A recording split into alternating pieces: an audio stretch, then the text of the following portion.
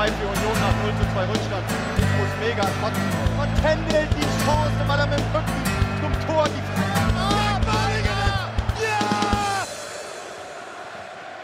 Moin, es ist Dienstag, der 3. März 2020 und wir haben die 72. Sendung des MillernTon vor uns. Wir sitzen wieder im Konferenzraum der Fanräume und diesmal ist hier volle Hütte und dies werden jetzt mit die letzten Sätze sein, die wir auf Deutsch sagen, weil wir switchen gleich auf Englisch.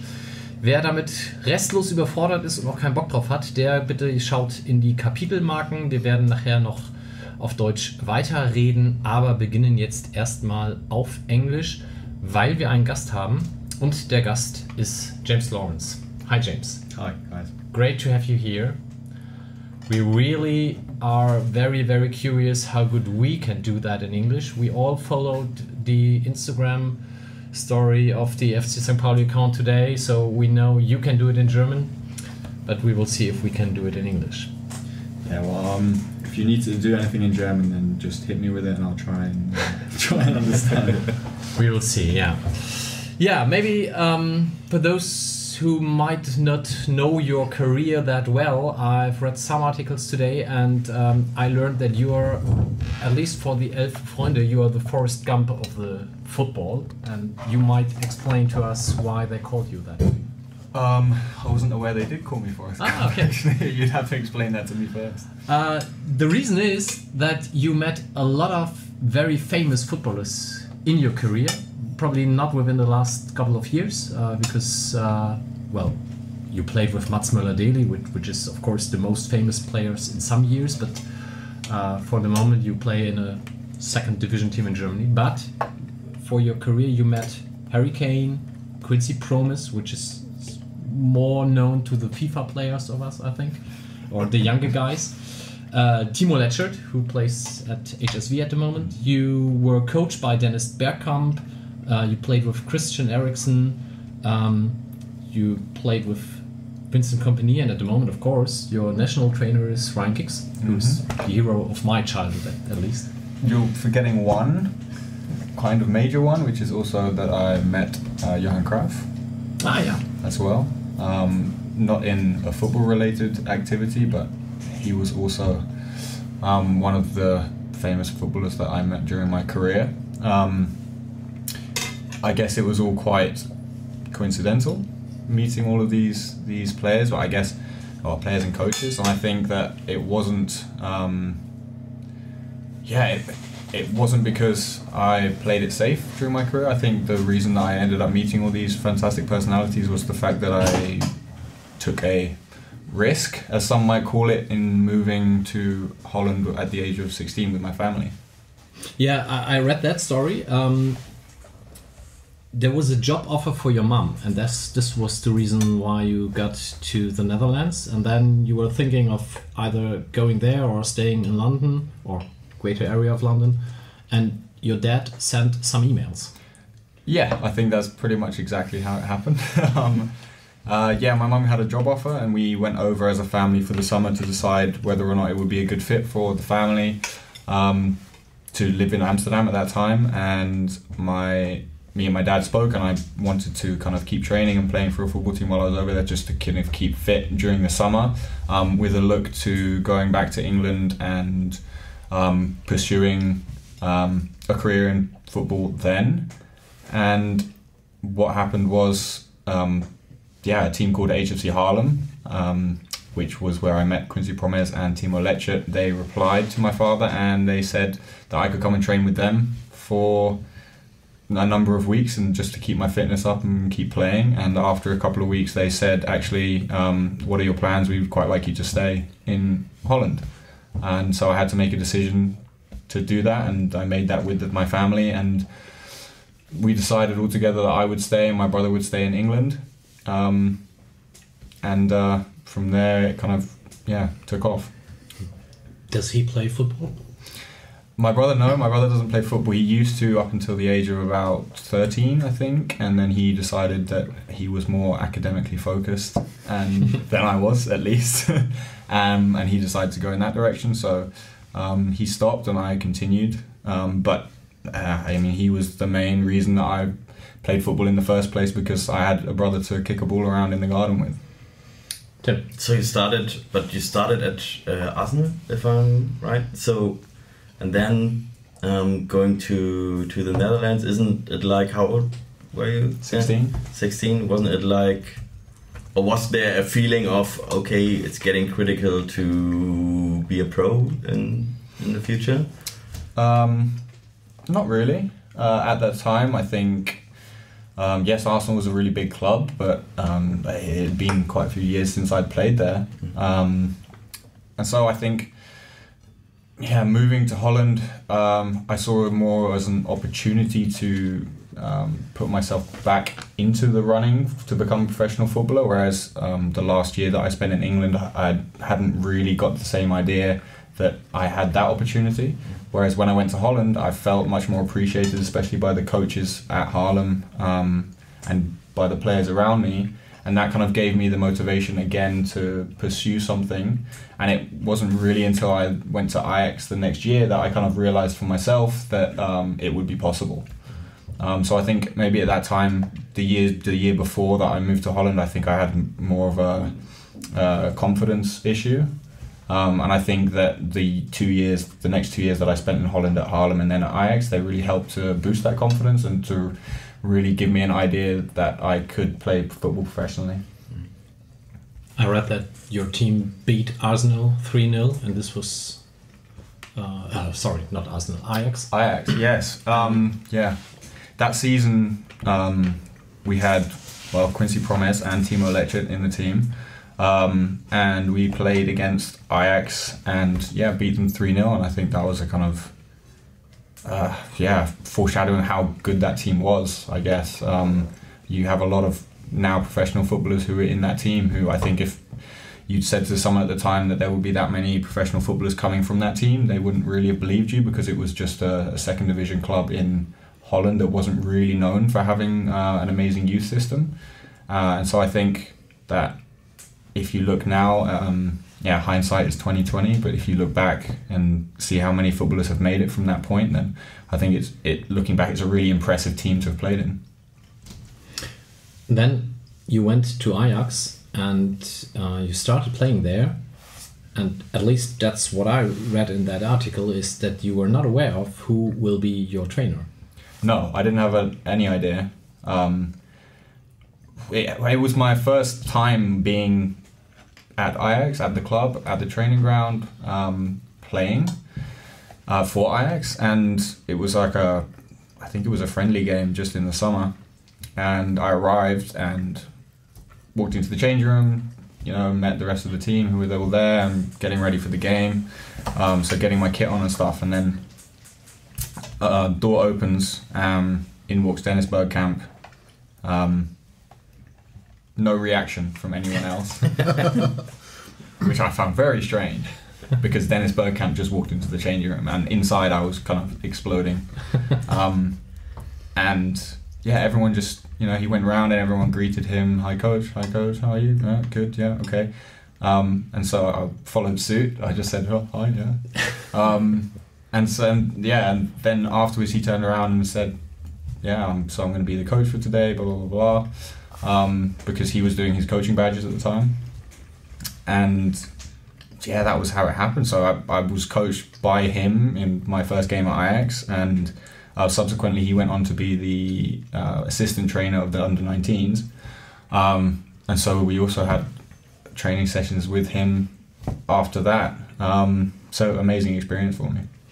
But as a kid, you've been to Highbury and watched him play? Yes, I watched him play at Highbury as well. I mean, when I was at Arsenal, he was one of my big idols. Being so involved in the club had a kind of quite a deep effect on me.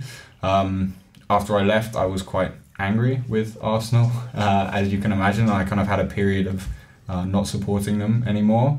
But then later on in my teenage years, I kind of rediscovered the whole love for Arsenal Football Club, and that has maintained until now, actually, despite some painful years in between. But he was one of my idols growing up, and I think I've watched that goal that he scored against Newcastle, the one with the first touch around the defender. I think everyone knows. Yeah, it was like the one. anniversary. It was the anniversary a few days yesterday, ago. right? Yeah. I think I've watched that goal 1,000 times. I mean, it was unbelievable, and I still don't know how he did it. You know, and I should, because I'm out there on the pitch, right? And I should kind of know how he did it, but no, he was a wizard. So that was amazing. But do you guys on the pitch always know how you do the things you do, even though they turn out well at the end? Yeah, I mean, that's a good point. No, not always. No. Sometimes you surprise yourself. And it's funny because I think you can see it sometimes if someone's surprised themselves. Their reaction after they've done something is very kind of, oh, that went well, and you know. But I think that's also a part of when you go through youth systems and you grow and evolve as a player. I think doing these new things, that is what helps you to be a better player. And if you don't try to do anything new, you're not really going to evolve yourself anyway. So I think in those important development years, you know, most of the teenage years that you have in football, I think when you do something new and it goes well, that has a really positive effect on you, and it's then much easier for you to then replicate what you did, because you may not know how you did it, but you can probably figure it out. Sure. But with the Dennis Bergkamp thing, you know, that was something that I've never done myself, so I have no clue how he did it. I think only he knows. Did you try to do it like he did? I've tried many times, yeah.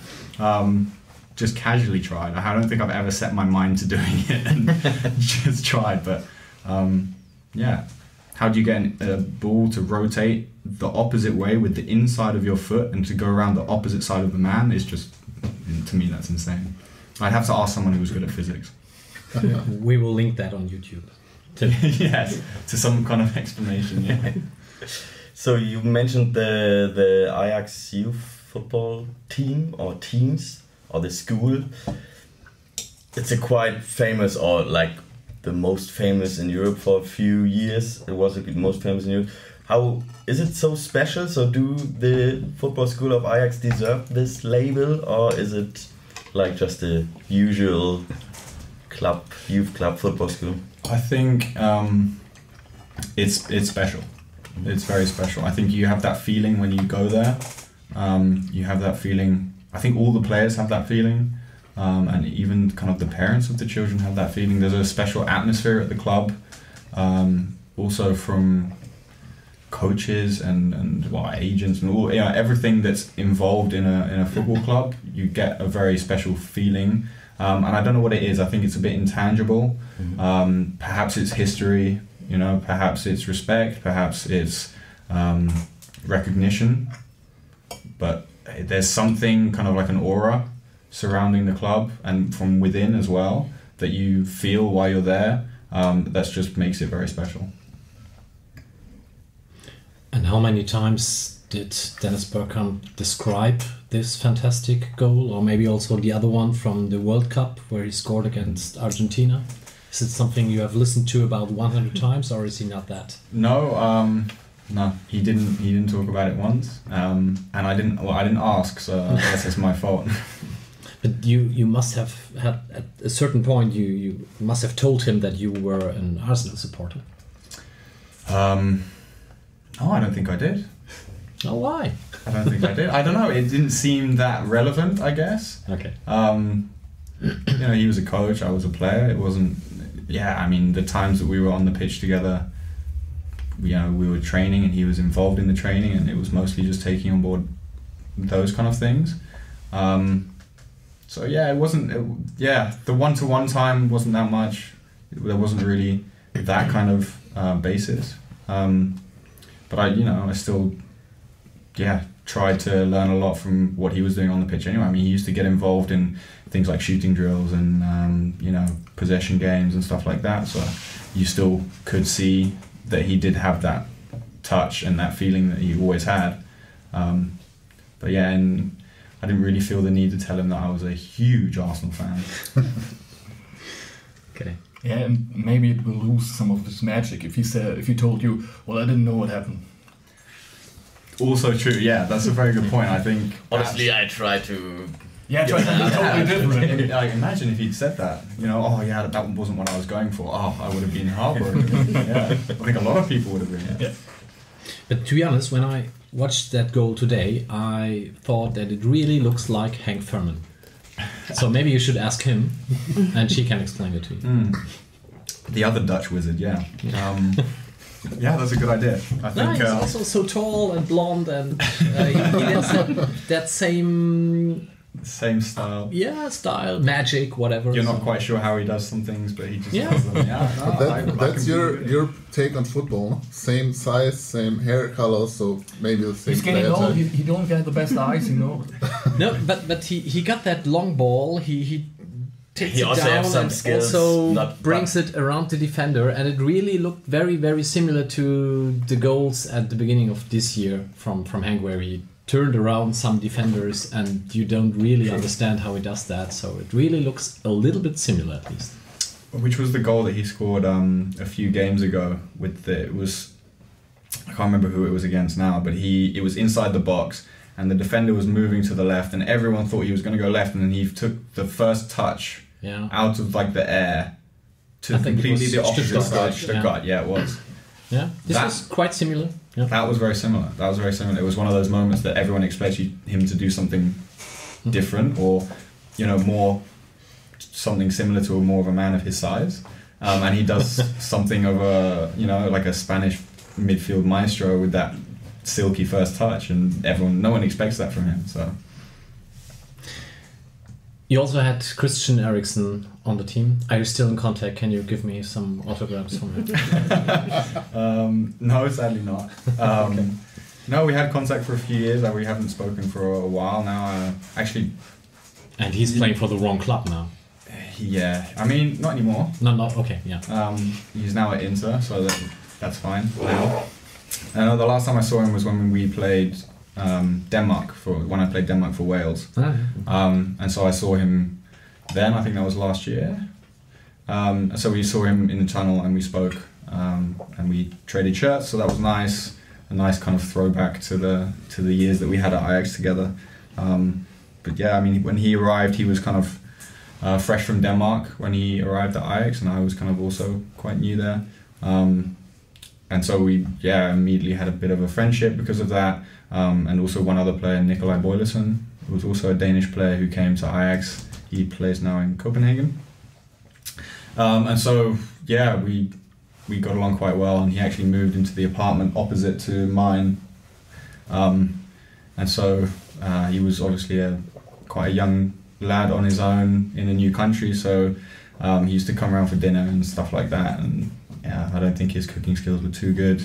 And it was funny because in the press conference before the game against Denmark, I think BBC was giving him an interview, and they asked him about me because they knew that we knew each other, and he said to them, "You have to ask Jamie about his dad's chili con carne," which is a very strange thing to say in an interview before a game. And so the next day, and I hadn't heard any of this, and the next day I was the one being interviewed by the BBC, and they asked me, and it was questions about football and blah blah blah blah, and then all of a sudden it was and so we've been told by Christian Eriksen to ask about your dad's chili con carne. So it took me a bit by surprise, but that was his kind of favourite dish that he used to have with us, and it was quite funny that he remembered that.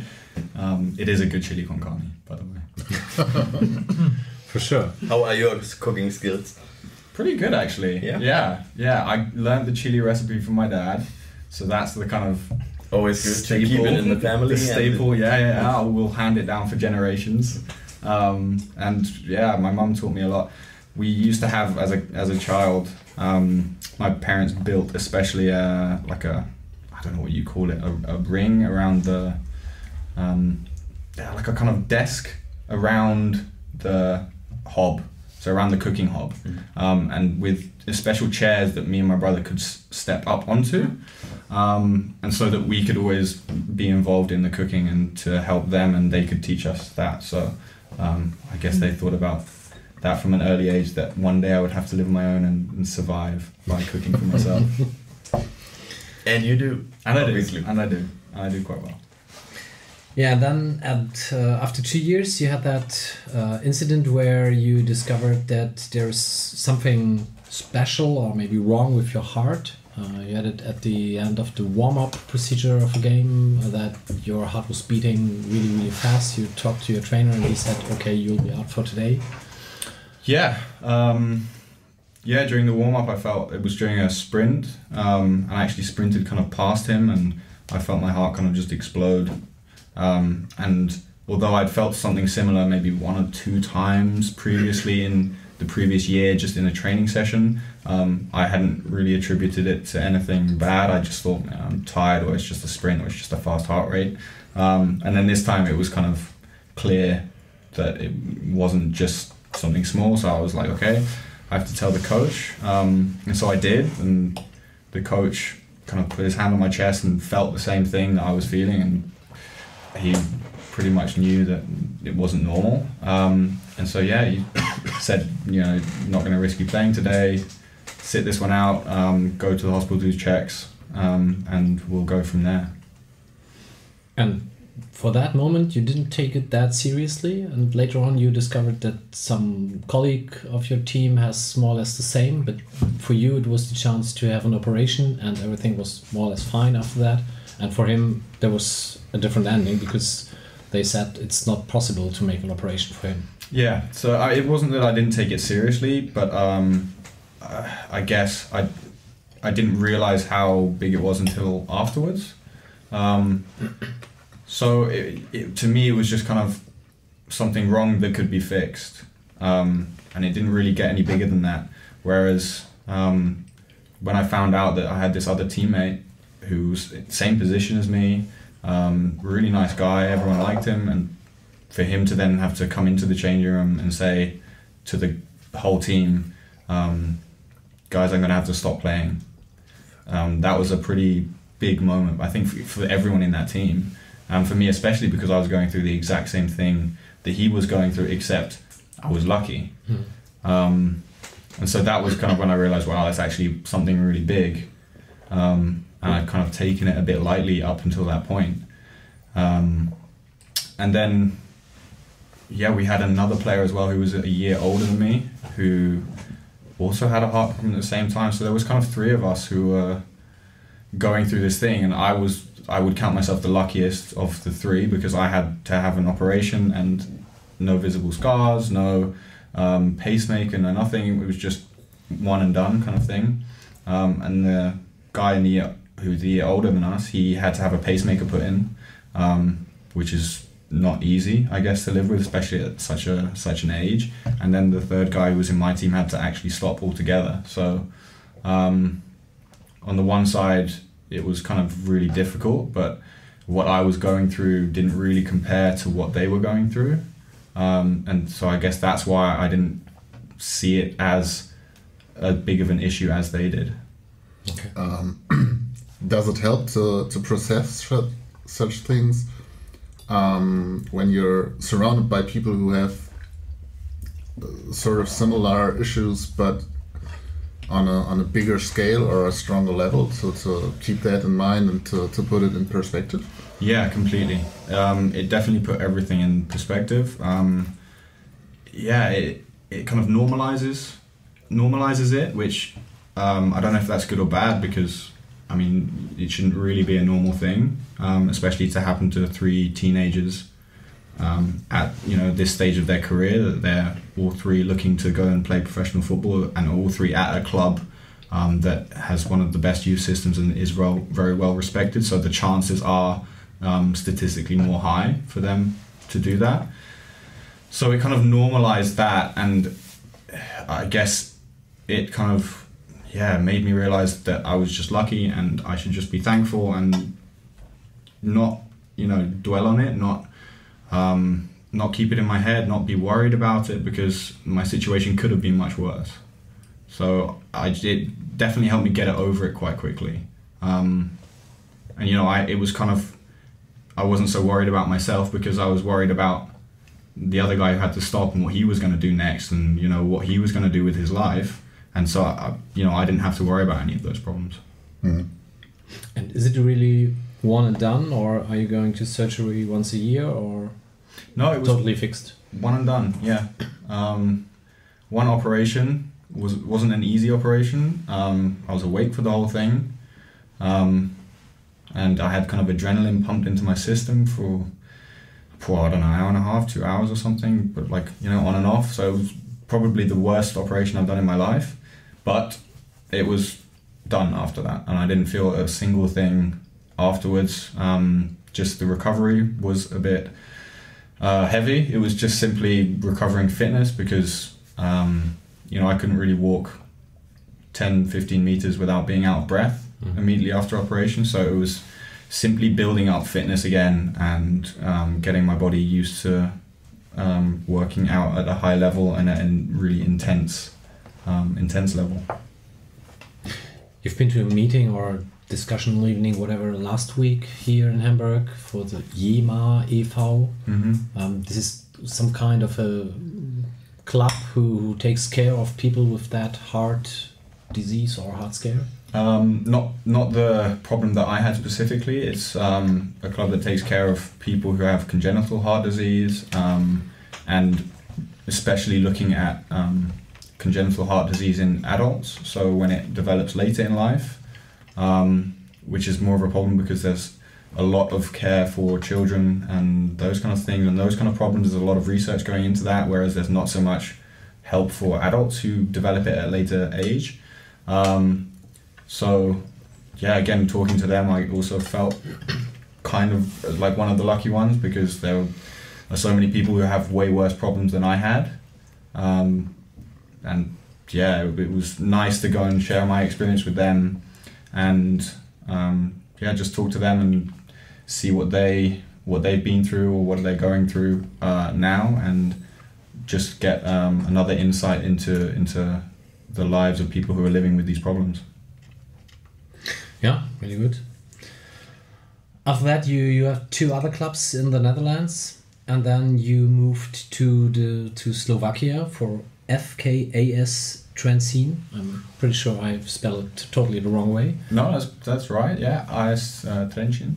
And this is a club in Slovakia which is owned by a Dutch person. Yes. Why? Yeah, because he bought it. Well, that was easy. Yeah. Next question. No, he wanted to have a football club, and yeah, when he was looking at clubs, he found that, I'm not entirely sure how he found the club in Slovakia, but he found that Dutch clubs were too expensive at that time.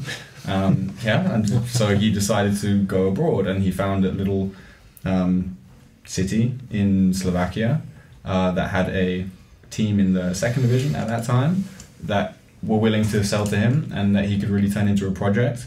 And so he decided to do that. And he wanted to take the Dutch philosophy that he'd grown up playing, because he was a player himself. I think he also played with Cruyff in that Ajax team.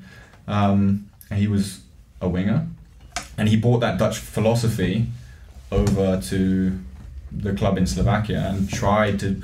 It was a project, so he wanted to see if he could, using that style, promote the club through to the top league and see what they could do. And it ended up being quite successful. Tim. So after from Ajax you moved to Rotterdam, to Spieler Rotterdam, yeah. and then to Waalwijk. Waalwijk. Doesn't it feel like a step backwards to move to the 2nd league of Slovakia? When I moved there, they were in the top division. Okay. They had just come 2nd or 3rd in the league. So by this time the project was already underway. I think for 5 or 6 years already. So I hadn't come at the very beginning of the project. I'd come more towards the end phase. What was attractive for me was that they had European football, so they were competing in the Europa League qualifiers at that time. I think they played against Hull City. They were playing in the top division, and they were challenging for a championship. Those were kind of the 3 main aspects of the club that attracted me the most. Because coming from Holland, the club that I was at there was no I wasn't challenging for anything, and there was no way we were going to play European football. So I found that very attractive, and looking back, I think you could say that it was successful, because the 2 years after I arrived at the club, we won 2 championships, 2 cups, and we played Champions League qualifiers and Europa League qualifiers against some really top teams. So it might seem like a very strange decision because of the country and where it is, and the league and all of those kind of things, but I made my decision mostly based on the footballing side of things, just simply purely from the footballing aspect of it, and not from anything else. Julian, did you meet fans at Springfield? Because if you walk to our toilet here, there'll probably be a sticker of MillernTon gangsters from there. I never met the MillernTon gangsters in person. They were obviously, of course, at all of our games. So, we run into each other and stuff like that. I don't think I've ever really had a proper one-on-one conversation, but they were always there supporting us. Is it similar with supporters in Slovakia like it is in England, Holland, Germany, or is it different? I guess what's tough about Slovakia is that football isn't really the number one sport. It has to compete with ice hockey very heavily. Ice hockey is a really big sport over there, I think bigger than football. It wasn't the same. We didn't have the same number of fans that they had, but when we were successful, those successful years, we had a pretty full stadium at the time. So, and for Slovakia, that wasn't very normal. So, I was a bit lucky. I saw that you also scored a goal in that European Cup against Rapid Wien. Yeah, I scored against Rapid Wien. I also scored against Ljubljana. We played Champions League qualifiers against Ljubljana. And I scored in the 5th minute of the first game, I think. I was playing defensive midfield at the time instead of centre-back, so which makes more sense that I would score. But that was a great goal, actually, one of my favourites. And Like Dennis Bergkamp? Not quite, no, not quite that good. But just a small step behind. Yeah. No, and then we went through. We beat Ljubljana, they were the champions of Slovenia, I think. And then we went through and we played Polish team Legia Warsaw. Yeah. We played them and we lost very narrowly, 1-0 on aggregate over the 2 legs. Even though personally I don't think they deserved it. What's really frustrating is they played their last qualifying game against the New Saints or someone similar that was, I think they won like 5-6-0 on aggregate, and they went into the same group in the Champions League as Real Madrid and Dortmund. Oh. So that was a bit of a frustrating moment because I think we could have done it. But yeah, afterwards we went into the Europa League qualifiers against Rapid Wien, and I scored in that one as well, and it was the first goal in their new stadium. I will hold on to that forever. In your interviews about the differences between the different leagues, you stated that the Slovakian league might be the most physical one or very tough one. Is it because they are technically limited, or why do they do it like that? I think that definitely the youth setups in Slovakia are less advanced than other places in more Western Europe, I guess.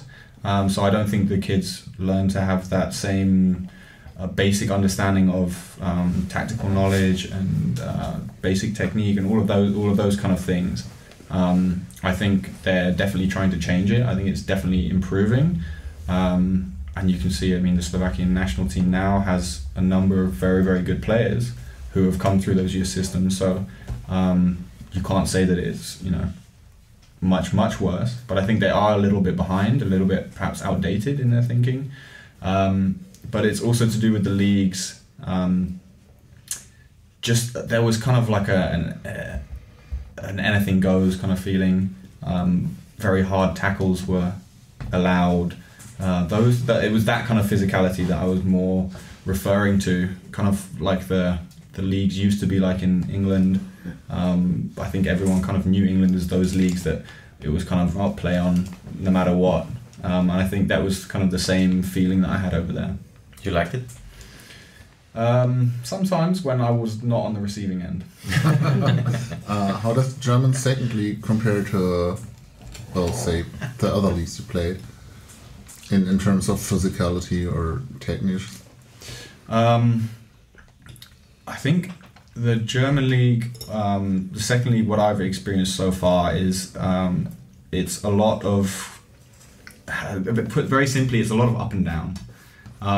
So it's a lot of kind of fast-paced, you're attacking and then you're defending, and then you're attacking and then you're defending again, and then there's no kind of, in the Dutch leagues that I played, it was more reserved. Everyone was kind of like, okay, we're just going to be patient here, we're going to wait, and then we're going to see, and then the other team get the ball and they're going to be patient and wait and see. And whereas here it's kind of like, we have the ball, right, we're going to go score.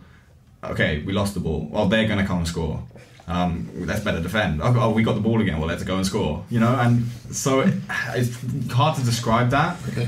It's kind of more of like a feeling that you get on the pitch, but it's very kind of end-to-end stuff. I don't know if that comes across to the fans in any way, but that's how it kind of feels on the pitch, especially in the games that I've been involved in, and even in the training sessions and things like that. There's kind of no breaks. It's very full on. So in terms of your cardio output and those kind of things, it's very challenging. I think when I first came here and I had like a couple of training sessions, I was after the end of the training sessions I was like, wow, yeah, I've really been running around quite a lot, and I wasn't. Yeah, I mean, you go from different styles of coach, of course, and you go through different styles of training sessions. But I mean, I'd had company before that, and we did a lot of physical work, but there it was very kind of based on ball work and technique work and all of those kind of things, and just breaking down an opponent in a specific way or finding their weakness through moving the ball, and it was very kind of in depth and kind of just very deep. And then when I came to Germany, it was kind of more kind of like the raw football. So the raw talent of a player, and how they're gonna input their talent into the specific situation on the pitch, or so it was kind of coming less from the side of or from the team tactical, in general. It was coming more from like the players and how they wanted to put their individual expression into the training session or into the game. Yeah, I think it's a development in the first league. So it was like this football you described is the fault of Jürgen Klopp here in Germany. Mm-hmm. So this pressing, counter pressing, and exactly. This, he calls it heavy metal football, and so it's also developed. So it was even worse a few years ago in the second league. So now it's getting better. Okay. So, okay. So just a hint. Yeah, I mean, I think football evolves, and tactics change. But I mean, you have someone like Bielsa. I don't know if you know him. But he also Leeds manager of Leeds right now. Yeah, and he also advocates this high energy game of pressing high, winning the ball back, attacking a lot. Doing all of that kind of stuff. And I think that's more of the philosophy that I feel here. After that, you went to Anderlecht. Probably someone might have expected you to go back to the UK, but you went there. Any specific reason? They wanted me. That's fine. No, Anderlecht had an amazing club with amazing history.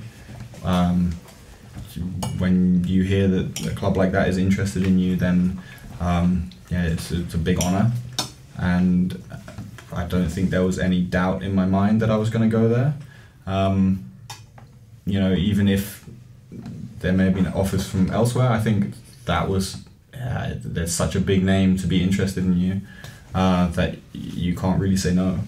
And it was a huge step coming from the Slovakian league and having interest from such a prestigious club and moving from there to, well, I mean, it's a big step.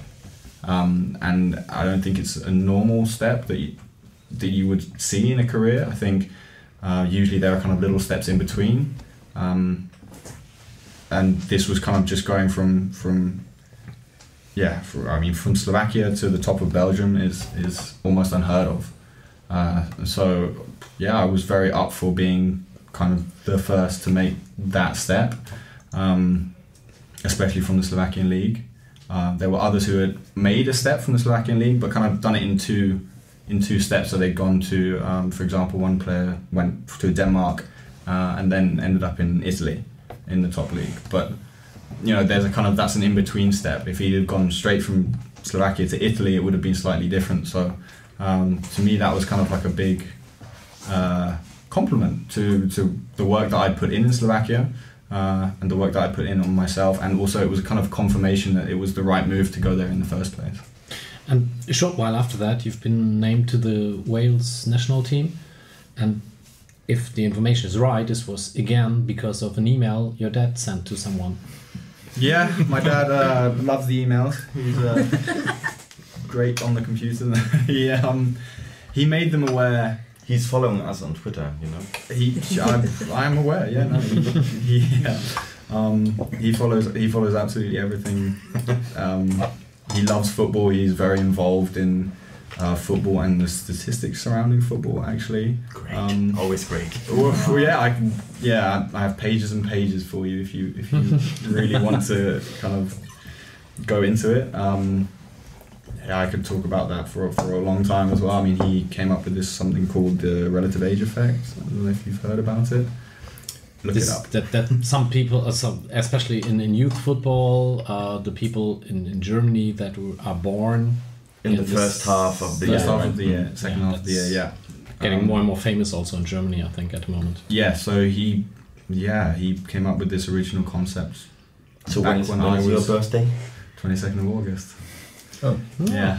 So you're special. I was right on the cut-off point of this. Well, this is why he. It might be a good little side story, but when I was playing at the year before that I went to Arsenal, I was playing at a place called Arsenal Advanced, which is for very, very young kids to just go, and you were playing at Wembley, I think, in one of the halls, and it was a place that Arsenal used to go to scout for their future teams. And I was playing in this team, and just my dad was watching from they had like a little raised place for parents to watch, and a scout came next to my dad and said, "Oh, is that your son?" And my dad said, "Yeah, that's my son." And he said, "Oh, he's very talented. When's his birthday?" And my dad kind of went, "Well, he's born on the 22nd of August." And the guy went, "Oh, shame." Really? Yeah. And I think my dad was very confused at that point, and well, I decided to do more research into it. And as the years went on, he decided to develop this, this theory, well, which I think is quite factual, about the relative age effect. So now he does a lot of work in statistics, in football statistics. So I think the football love, I think I get it from him. So Tim's just thinking about making a show with your dad right now. Maybe. I think that would be way more popular, to be honest. I think. I think isn't it in Holland or where they have a kind of a moving system in the youth? So for the years, or is it? I think it's in Belgium. So they developed a few years ago. They developed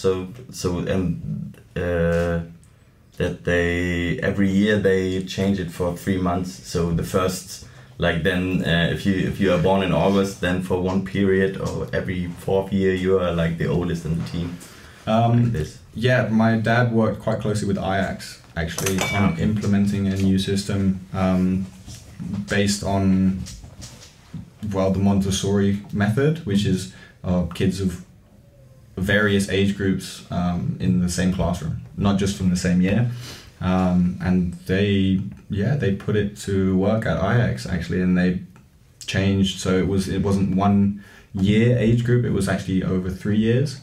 And they came up with, I mean, I'm not an expert at all on the subject, so you should really talk to him about it, but I think you'd find it really interesting. They had like 3 years of kids, and then they would change coaches, I think, at certain points. They would change, so it was kind of tried to build it to be way more fair to kids that were developing later, kids that developed sooner, also encouraging peer-to-peer learning from the older kids to the younger kids, so you know, there was that flow going on as well, but you'd have to talk to him about it.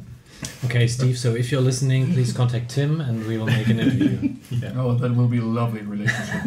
Well, I'm out of it. I'm totally out of it, because those two in a room together, it's going to take hours. Nobody understands a thing, but both are happy. Yeah. Perfect. Okay, but one of those emails led in the end to the point that you are now a Welsh international.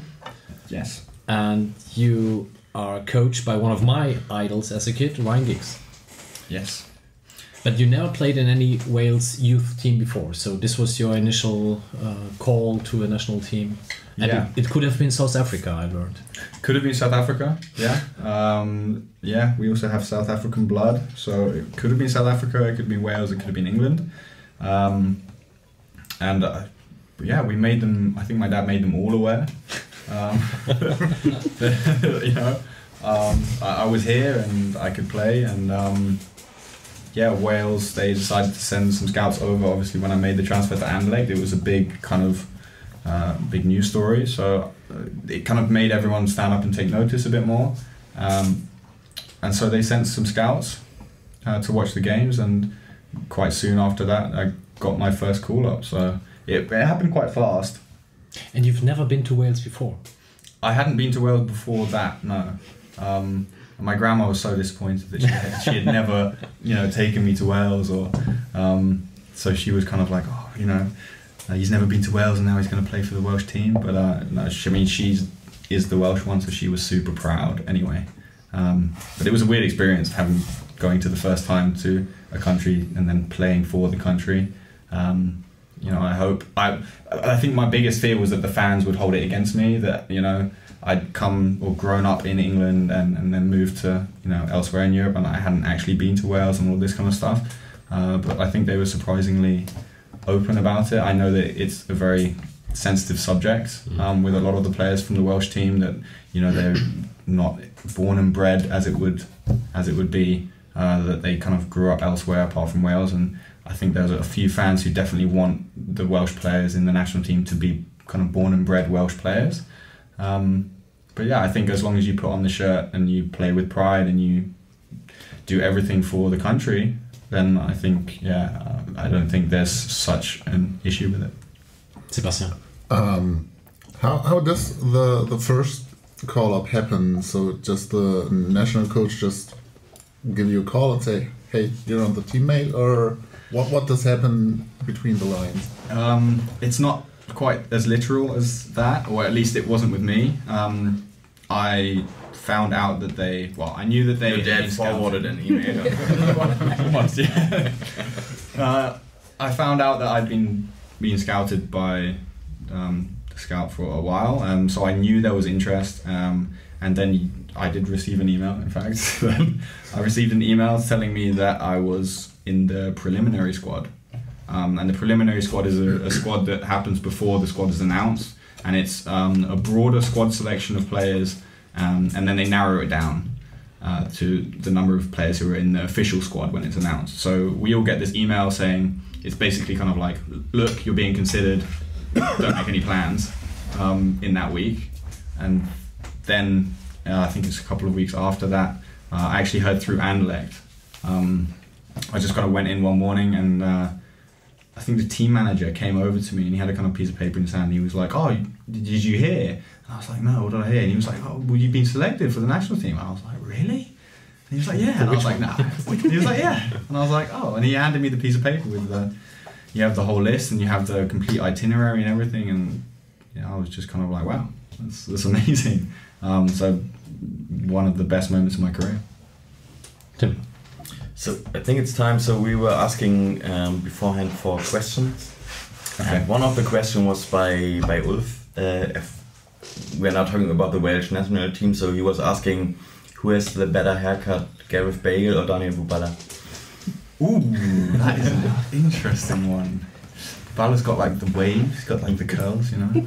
Bale's is more kind of slick. And, Bale's is very long though. I think it's longer than Buba's. Nah, they're different. They're different styles. It's tough. I'm not a massive fan of the top knot, so you know, it's difficult for me to say either. And how long do they need to prepare their self? I don't know, not that long. It's not something that I really pay attention much to, I guess.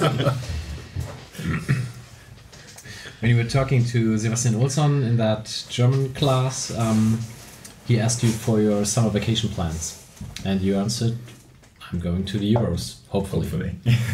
So you've made, I don't know, 6 games up to now, and of course you had that injury. And now the next game would be, I missed that note, Austria and USA in the end of March. Do you know already if you will be at that game? No, there's been no squad announcement officially. So yeah, I don't know yet. I have to wait and see. And then it will be the Netherlands in June. And at the Euros you play Switzerland, Turkey and Italy. And the one that I was, I took some notes and I saw that one game would be at Baku.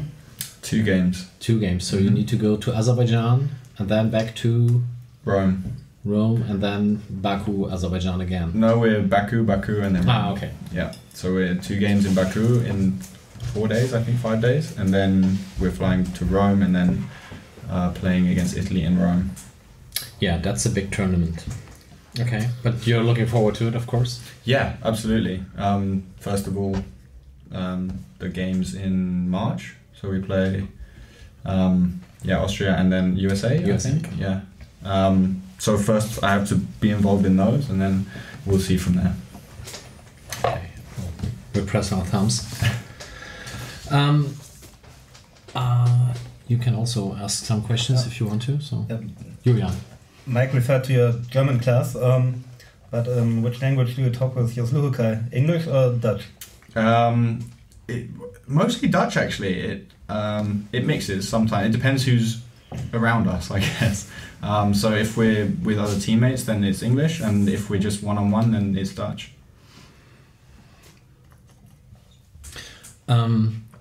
Maybe we just step on to St. Pauli. I've been to the first Anderlecht game this year with my son. They played Ostende and they lost at home, and it was the first game after Vincent Company came home, and it was of course a big disappointment.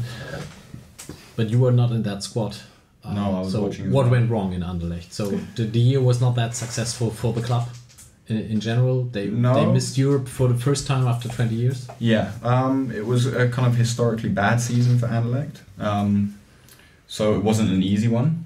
And I think when Vincent came, he wanted to really go in a fresh direction from anything that had been going on previously. So there was kind of no space for the old guard, if you have, or the players who had played in the previous season, and they really wanted to move forward with players from the youth teams, young talents, and then filled in with older, more experienced players that Company had either played with or he knew from his times in his career.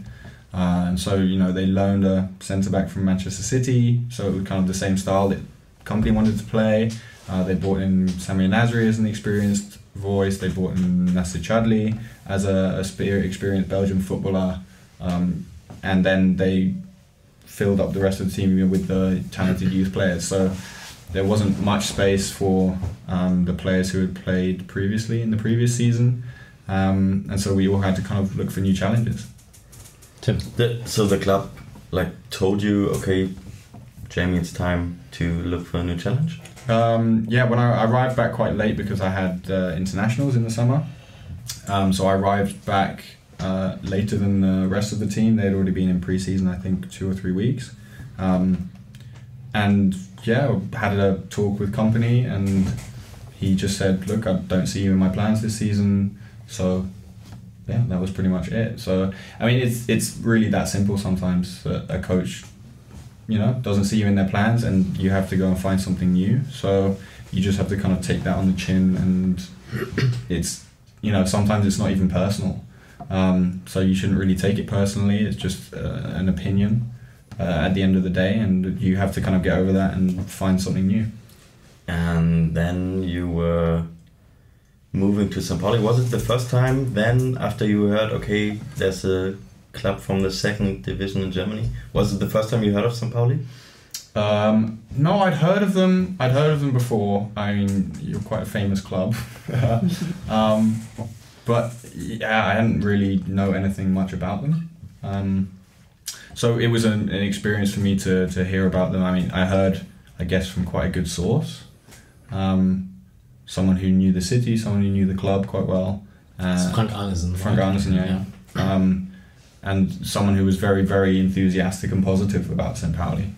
So I think it kind of came from the best place possible, and the timing was also really good. And so, yeah, from there I just did a lot of research. I think wherever you go, you have to do research on the team, and I also had a conversation with Jos Luakai. I think we had 2 conversations actually, quite long conversations, and yeah, the feeling from both sides was really good. So these conversations are more like, Hamburg is a beautiful city and St. Pauli, they have great supporters and stuff like this? Or is it more like, centre back, you also played on the defensive midfield, so we need you because... Is it more like, is it more like how you fit to the squad or to specific positions, or is it more like, come to Hamburg because Hamburg is great? It's kind of both. No, I think it's more with the coach, especially. It's more where I'd fit in, what my role would be, how he sees the team currently, what kind of football they want to play, what style of football you want to play, how I would fit into that style, what qualities he thinks that I would bring. So you kind of go through all of those, and for the things like the city and the other things that I had a good source in Vincent Kompany, because he's lived here for a while, and also Frank Arnesen. So I had enough sources around me to kind of add that information as well. But it's the same with my decision to go to Slovakia and my decision to go to Anderlecht. It was, the footballing side of the decision. It wasn't anything to do with the city or anything like that. It was purely football. And then having a great city like Hamburg is just a bonus. Yeah. Your contract is for 1 more year in Anderlecht. Yeah. So this summer needs to be we need to have a decision if your contract will either be extended and we make another loan, or if we can transfer you to us, or if you go back to Anderlecht. Because maybe we need to explain, it's not allowed to go on loan in the last year of a contract, right? For sure, yeah. Yes, so yes, a decision needs to be made this summer. And usually this decision will be made by a personal manager, and you don't have a manager, or it's your dad, or someone from the family at least. Yes, technically my dad is my agent and represents me, and then we also have really good connections with some other agents that we trust, and so we have a kind of I see it more of a kind of group that I have around me, who can advise me and take care of all the things that I can't do myself, or that maybe is a bit above what I know. So that will probably happen. We haven't spoken about it yet. There's been there hasn't really been any communication to me from Anderlecht anyway. The last time I was there was just before my knee surgery, when I went to see the doctor there and all of that kind of stuff, but there was no serious talks. I saw company and I saw the staff, and we just spoke about how the season was going so far. So there's been no official contact anyway. So yeah, I mean, there's not much I can say about it now, because there's not much I know. Okay, so let's wait and see. But from a city perspective, you're okay with staying another year? Yeah, I'm very settled in Hamburg. It's a lovely city. I'm finding more and more places every day to go and to eat and to relax and stuff like that. So it's always nice discovering new places. Debbie. And you said we have a very famous club here. What have you heard before from St. Pauli? Well, before you came here? Well, and what is right? You mean after I did a lot of research? Yeah. Oh, yeah. I mean, what I guess I read into the most was the club principles, club values, supporters, the positivity of the supporters most of all, actually, because it's, I think, something quite rare that you have supporters who are willing to keep supporting you even in bad times. I think that's a very rare trait to have as a club, and I think there's very few clubs that have that. I think one of the most frustrating things for me at Anderlecht was that all the players knew that it was a bad season, and we all knew that we weren't doing very well, and we just kind of wanted to have a little bit more support in that sense that as a player you're very aware of the results, and you're very aware of how it's going and all of that kind of stuff, and there was kind of a disconnection between us and the fans. I don't think the fans really knew what was going on with us, and I don't think we really knew what was going on with the fans. Whereas I think here there's a much larger connection from the fans to the players. I think there's even kind of communication lines from certain members of the fans to maybe the captain or the president or whatever. There's a feeling that, and I even kind of figured it out beforehand, that there was just open lines of communication, I guess. So nothing was kind of misconstrued by the fans, and they were always kind of stood behind the team and supported the team, even in the bad times and obviously in the good times as well. So I guess that was a very important thing for me to know beforehand. And also just kind of the values of the club, being, quite left-wing and being very proactive in helping and kind of standing up for causes that no football club really does stand up for. There's a lot of people say they do a lot, but I find that here there's actually a lot of actions being taken and a lot of initiatives being done in the city to really kind of help people who the club feel that it's important to help. And are there issues that you are interested in your life, or before St. Pauli, before you came here? Or is it now you're here and you are think a lot of anti-fascism, anti-racism and so on? Or was it before you were interested in some topics like this? I think from the way I was brought up through my parents are very open people. They're people who definitely instilled values into me and my brother of acceptance and openness, acceptance for absolutely everyone, and I think those are values that I've always had. And being here, it's having that feeling of being a part of something maybe slightly greater than yourself that you don't really have before. So it's, I felt before, it's hard for me to speak out on certain issues because, who's going to listen? There's nothing there. And so now it kind of feels like St. Pauli also gives a platform to its players to also have views. And whereas normally some people think, if you're a footballer or you're a sports professional, it's kind of like, look, stick to sports kind of thing.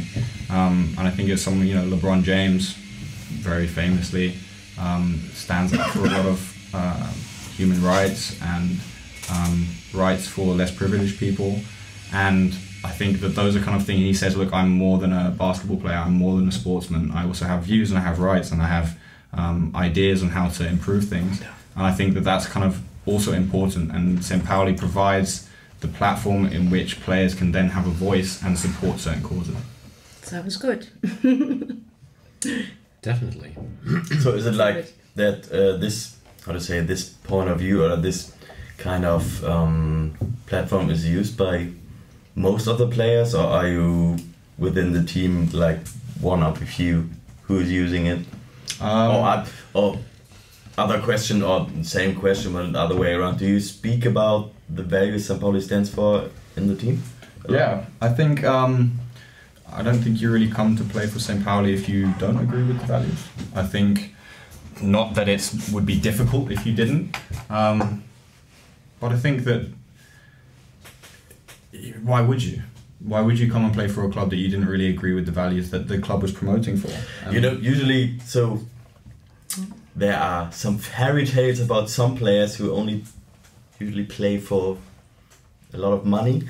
So should be also seems to be like another possibility. But, I mean, I don't think they're fairy tales. I think it's very commonly known that footballers play football for money, and I don't think that's a bad thing. No, it's not. But what I want to point out is that it seems like a lot of players, they don't care where they play. They just they play there where they earn maybe the most money they can get. Yeah, for sure. For sure you have players who do that. I think a lot of players even will play just simply for money. But what I guess more I'm trying to say is that because St. Pauli is St. Pauli, you don't come and play here if that's all you're thinking about. I think at other clubs you could do that. I think you could go and play for a club simply for money. I think that, yeah, anyone could do that.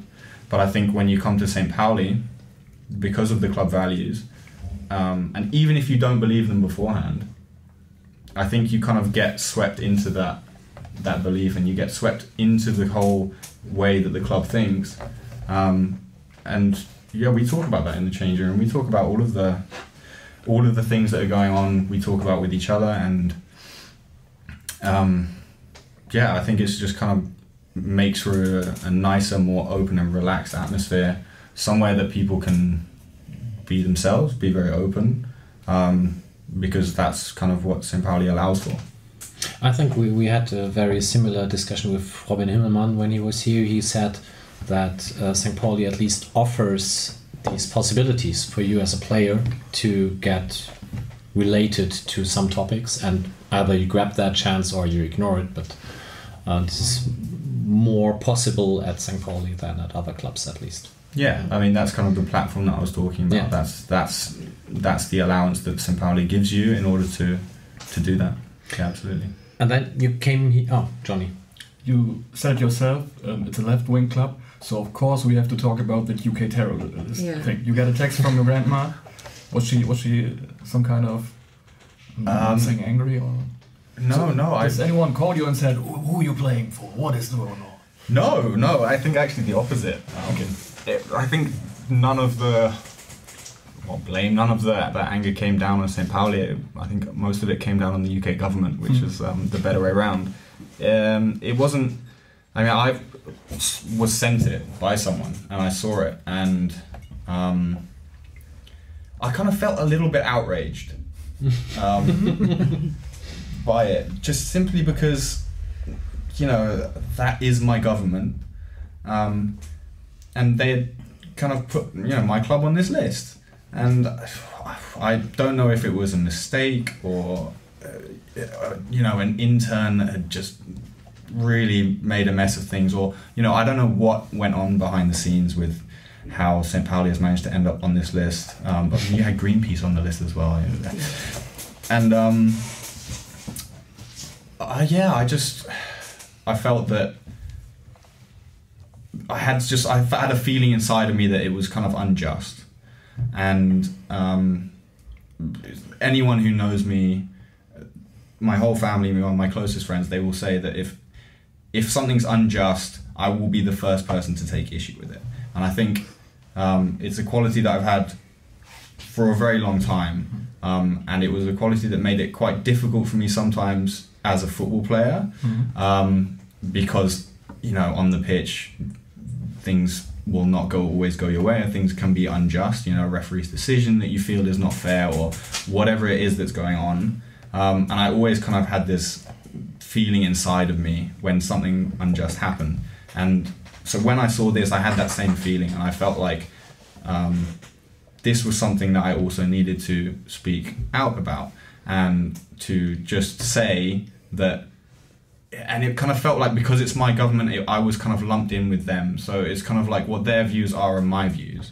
And I all I wanted to do was establish and say that what they're thinking is completely not what I'm thinking. And their views of St. Pauli being on this list are completely not my views. And what I think, and I actually, instead of standing with them, I actually stand with St. Pauli. And that was what I kind of wanted to get across simply by posting about it. It was a really great reaction. It was.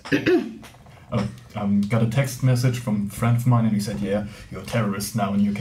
And I'm like, "Yeah, okay, I don't know what's happening." And then I saw your post, and I said, "Yeah, that's great," and sent it back to him and said, "Nothing more to say." So it was a really great reaction. Yeah, you made it deeply into our hearts. Really? Well, I'm glad. Yeah, because you said everyone who knows you, and we didn't know you, but then you made this post, and yeah. Did you get Not any bad. hostile reactions on that, or were they all okay with it? No, all the reactions were very positive. Yeah, I think anyone who understands the club and understands the values understands that there's no reason for them to be on a terrorist watch list. So I think it was a bit of a no-brainer, except for the person who put them there. Okay. So, of course, we need to talk about one thing. You won that championship in Slovakia twice, you won that cup twice, but now you are a Derby-Sieger, which, of course, is the much more important title. And there was this sentence from you in the Freunde interview about the first Derby, and I will just read it out loud in German. Zu Beginn hatte der HSV einen Einwurf. Ihr Stürmer sollte den Ball mit der Brust annehmen, doch ich ging dazwischen und köpfte ihn weg. Der Stürmer sah mich verdutzt an und da machte ich ihm klar, oh yeah, wieso wird das jetzt laufen hier? Ich bin da und ich werde das ganze Spiel da sein. So waren wir alle drauf, wir kämpften um jeden Ball. Yes! I get goosebumps just when I read it.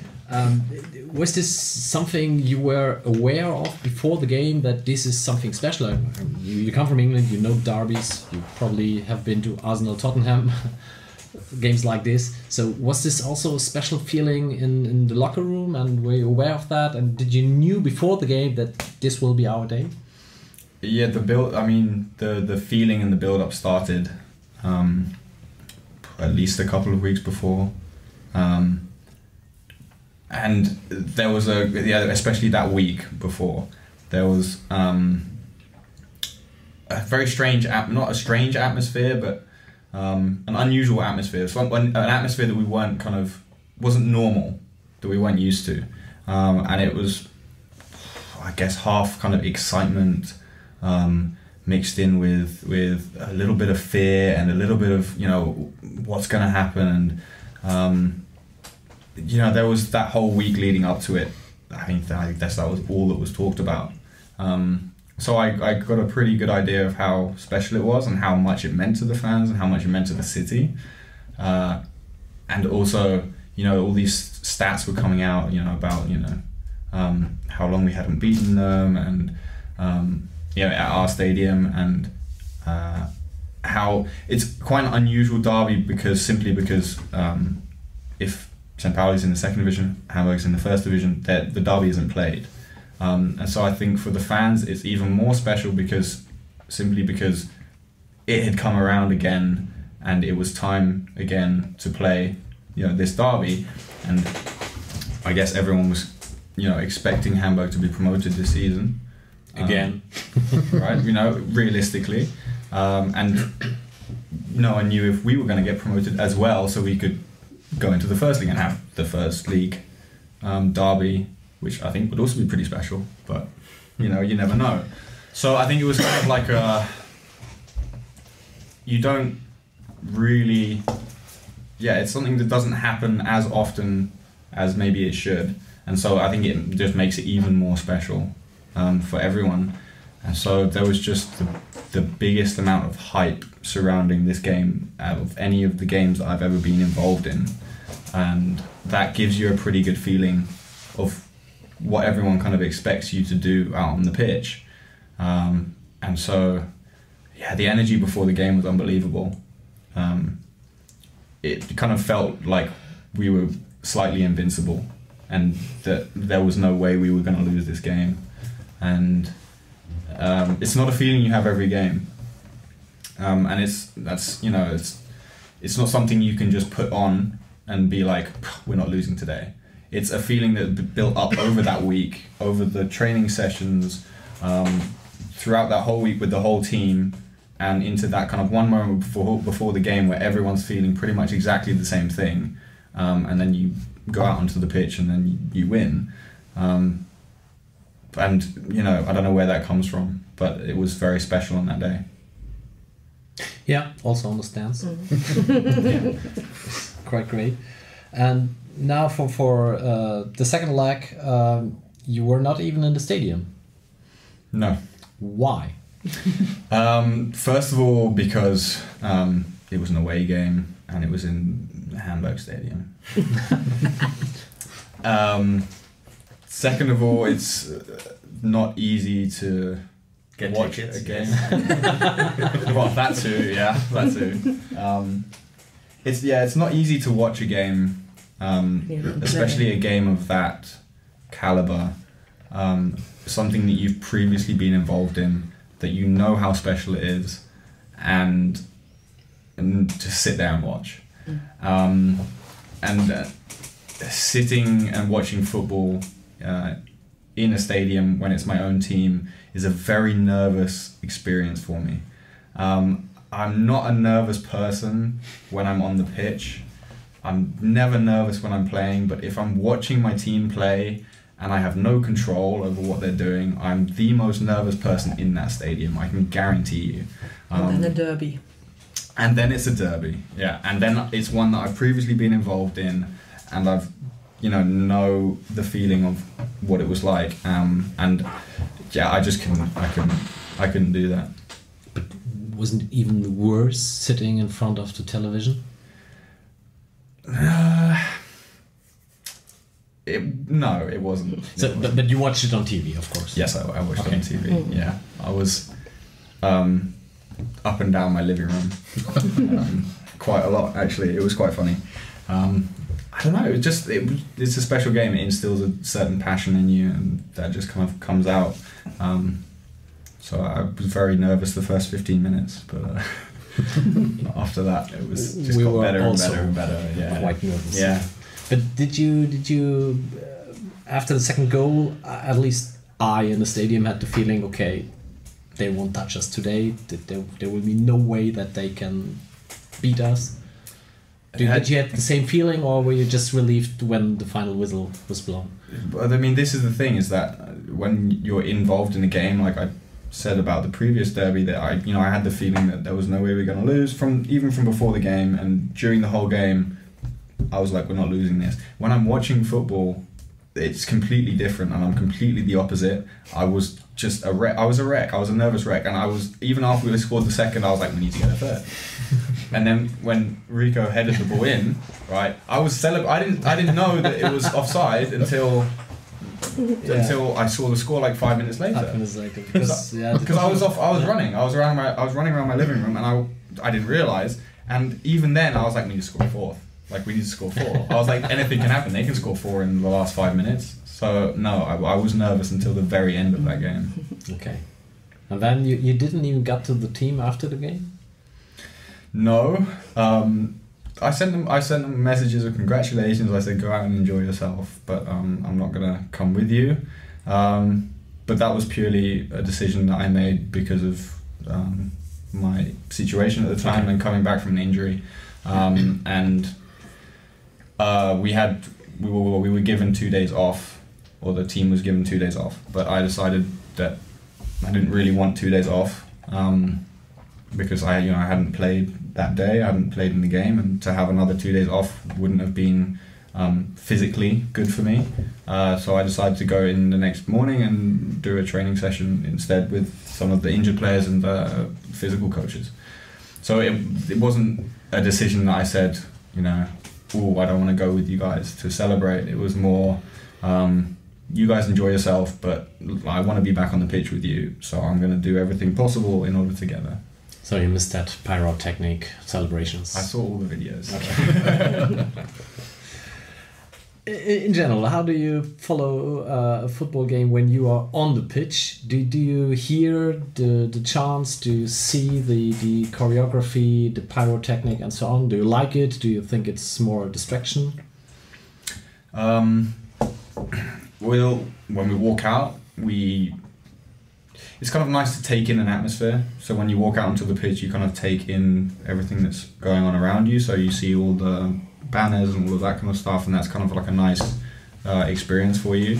And then what you notice during the game, for me personally, I think it's different for everyone. I think it kind of switches on and off. So I'll have periods where you know, I won't notice anything that's kind of going on around me except for the game, and then I'll have periods in the game where you really notice maybe a change in atmosphere from the crowd, whether that be nervous or excited or uplifting, and you kind of feel that on the pitch. And then, you know, there'll be moments again where I don't notice anything during the game and I'm just focused on the football again and everything on the pitch. It's funny actually, you notice it quite a lot when you're trying to communicate with someone, because you can sometimes be stood 3 or 4 meters from someone and you can be physically shouting at them and they won't be able to hear you.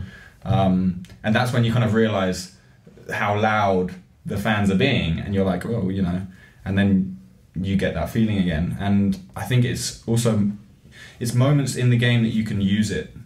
So I feel like when you need it, it can be there for you. So I don't know, say for example you have a bad moment, or you're having a bad period, 5-10 minutes, or the team's not playing how they should in those 5-10 minutes.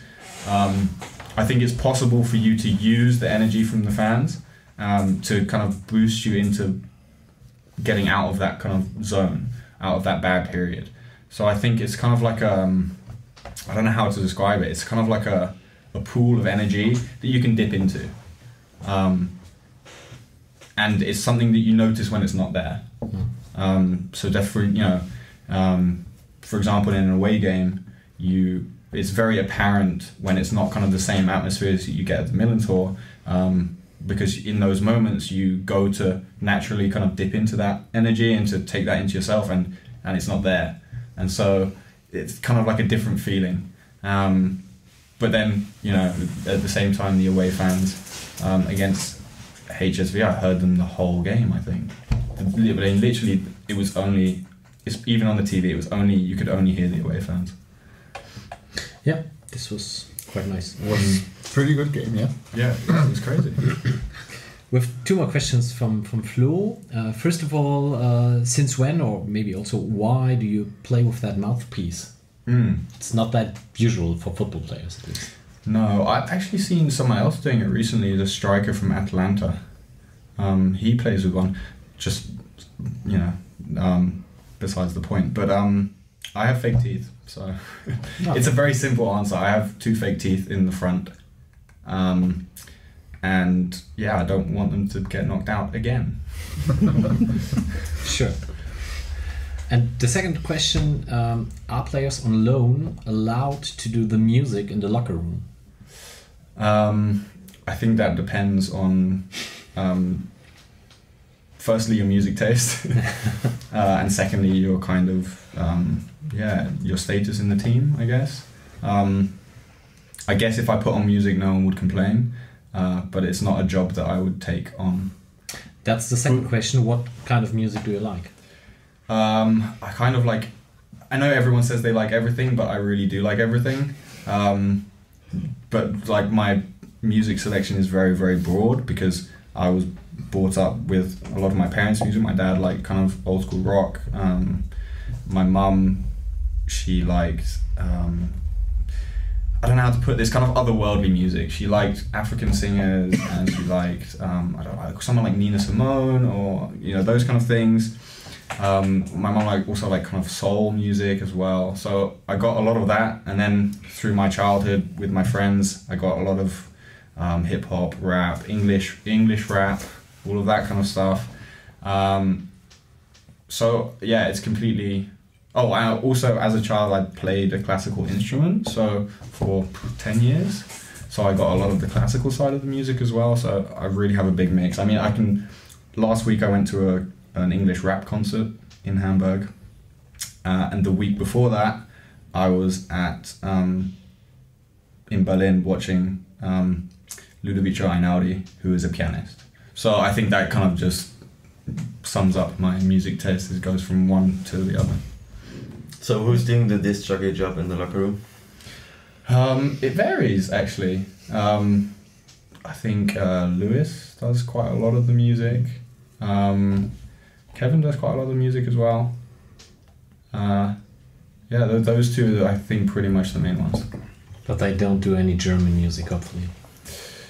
Occasionally, but I think everyone tells them to turn it off. So. Yeah, great. So, most important question, of course, when it's up to you, will you play in Sandhausen from the beginning? If it's up to me, so if I'm the coach and I can... Yeah, sure. Yeah, I would always pick myself, I guess. No, I would love to. Okay, perfect.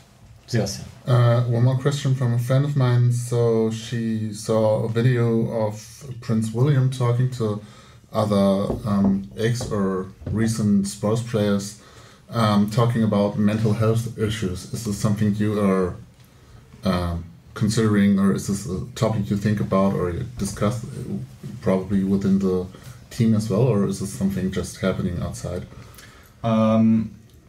I think it's mostly discussed. You mean within sports? Yeah. Within sports professionals. I think mostly it's discussed in terms of damage that a sportsman has had during their career, in terms of brain injuries, those kind of things. I think there was a documentary recently about an American football player who had a lot of kind of concussions, and turns out he had a lot of brain damage after his career as well, or even halfway through his career.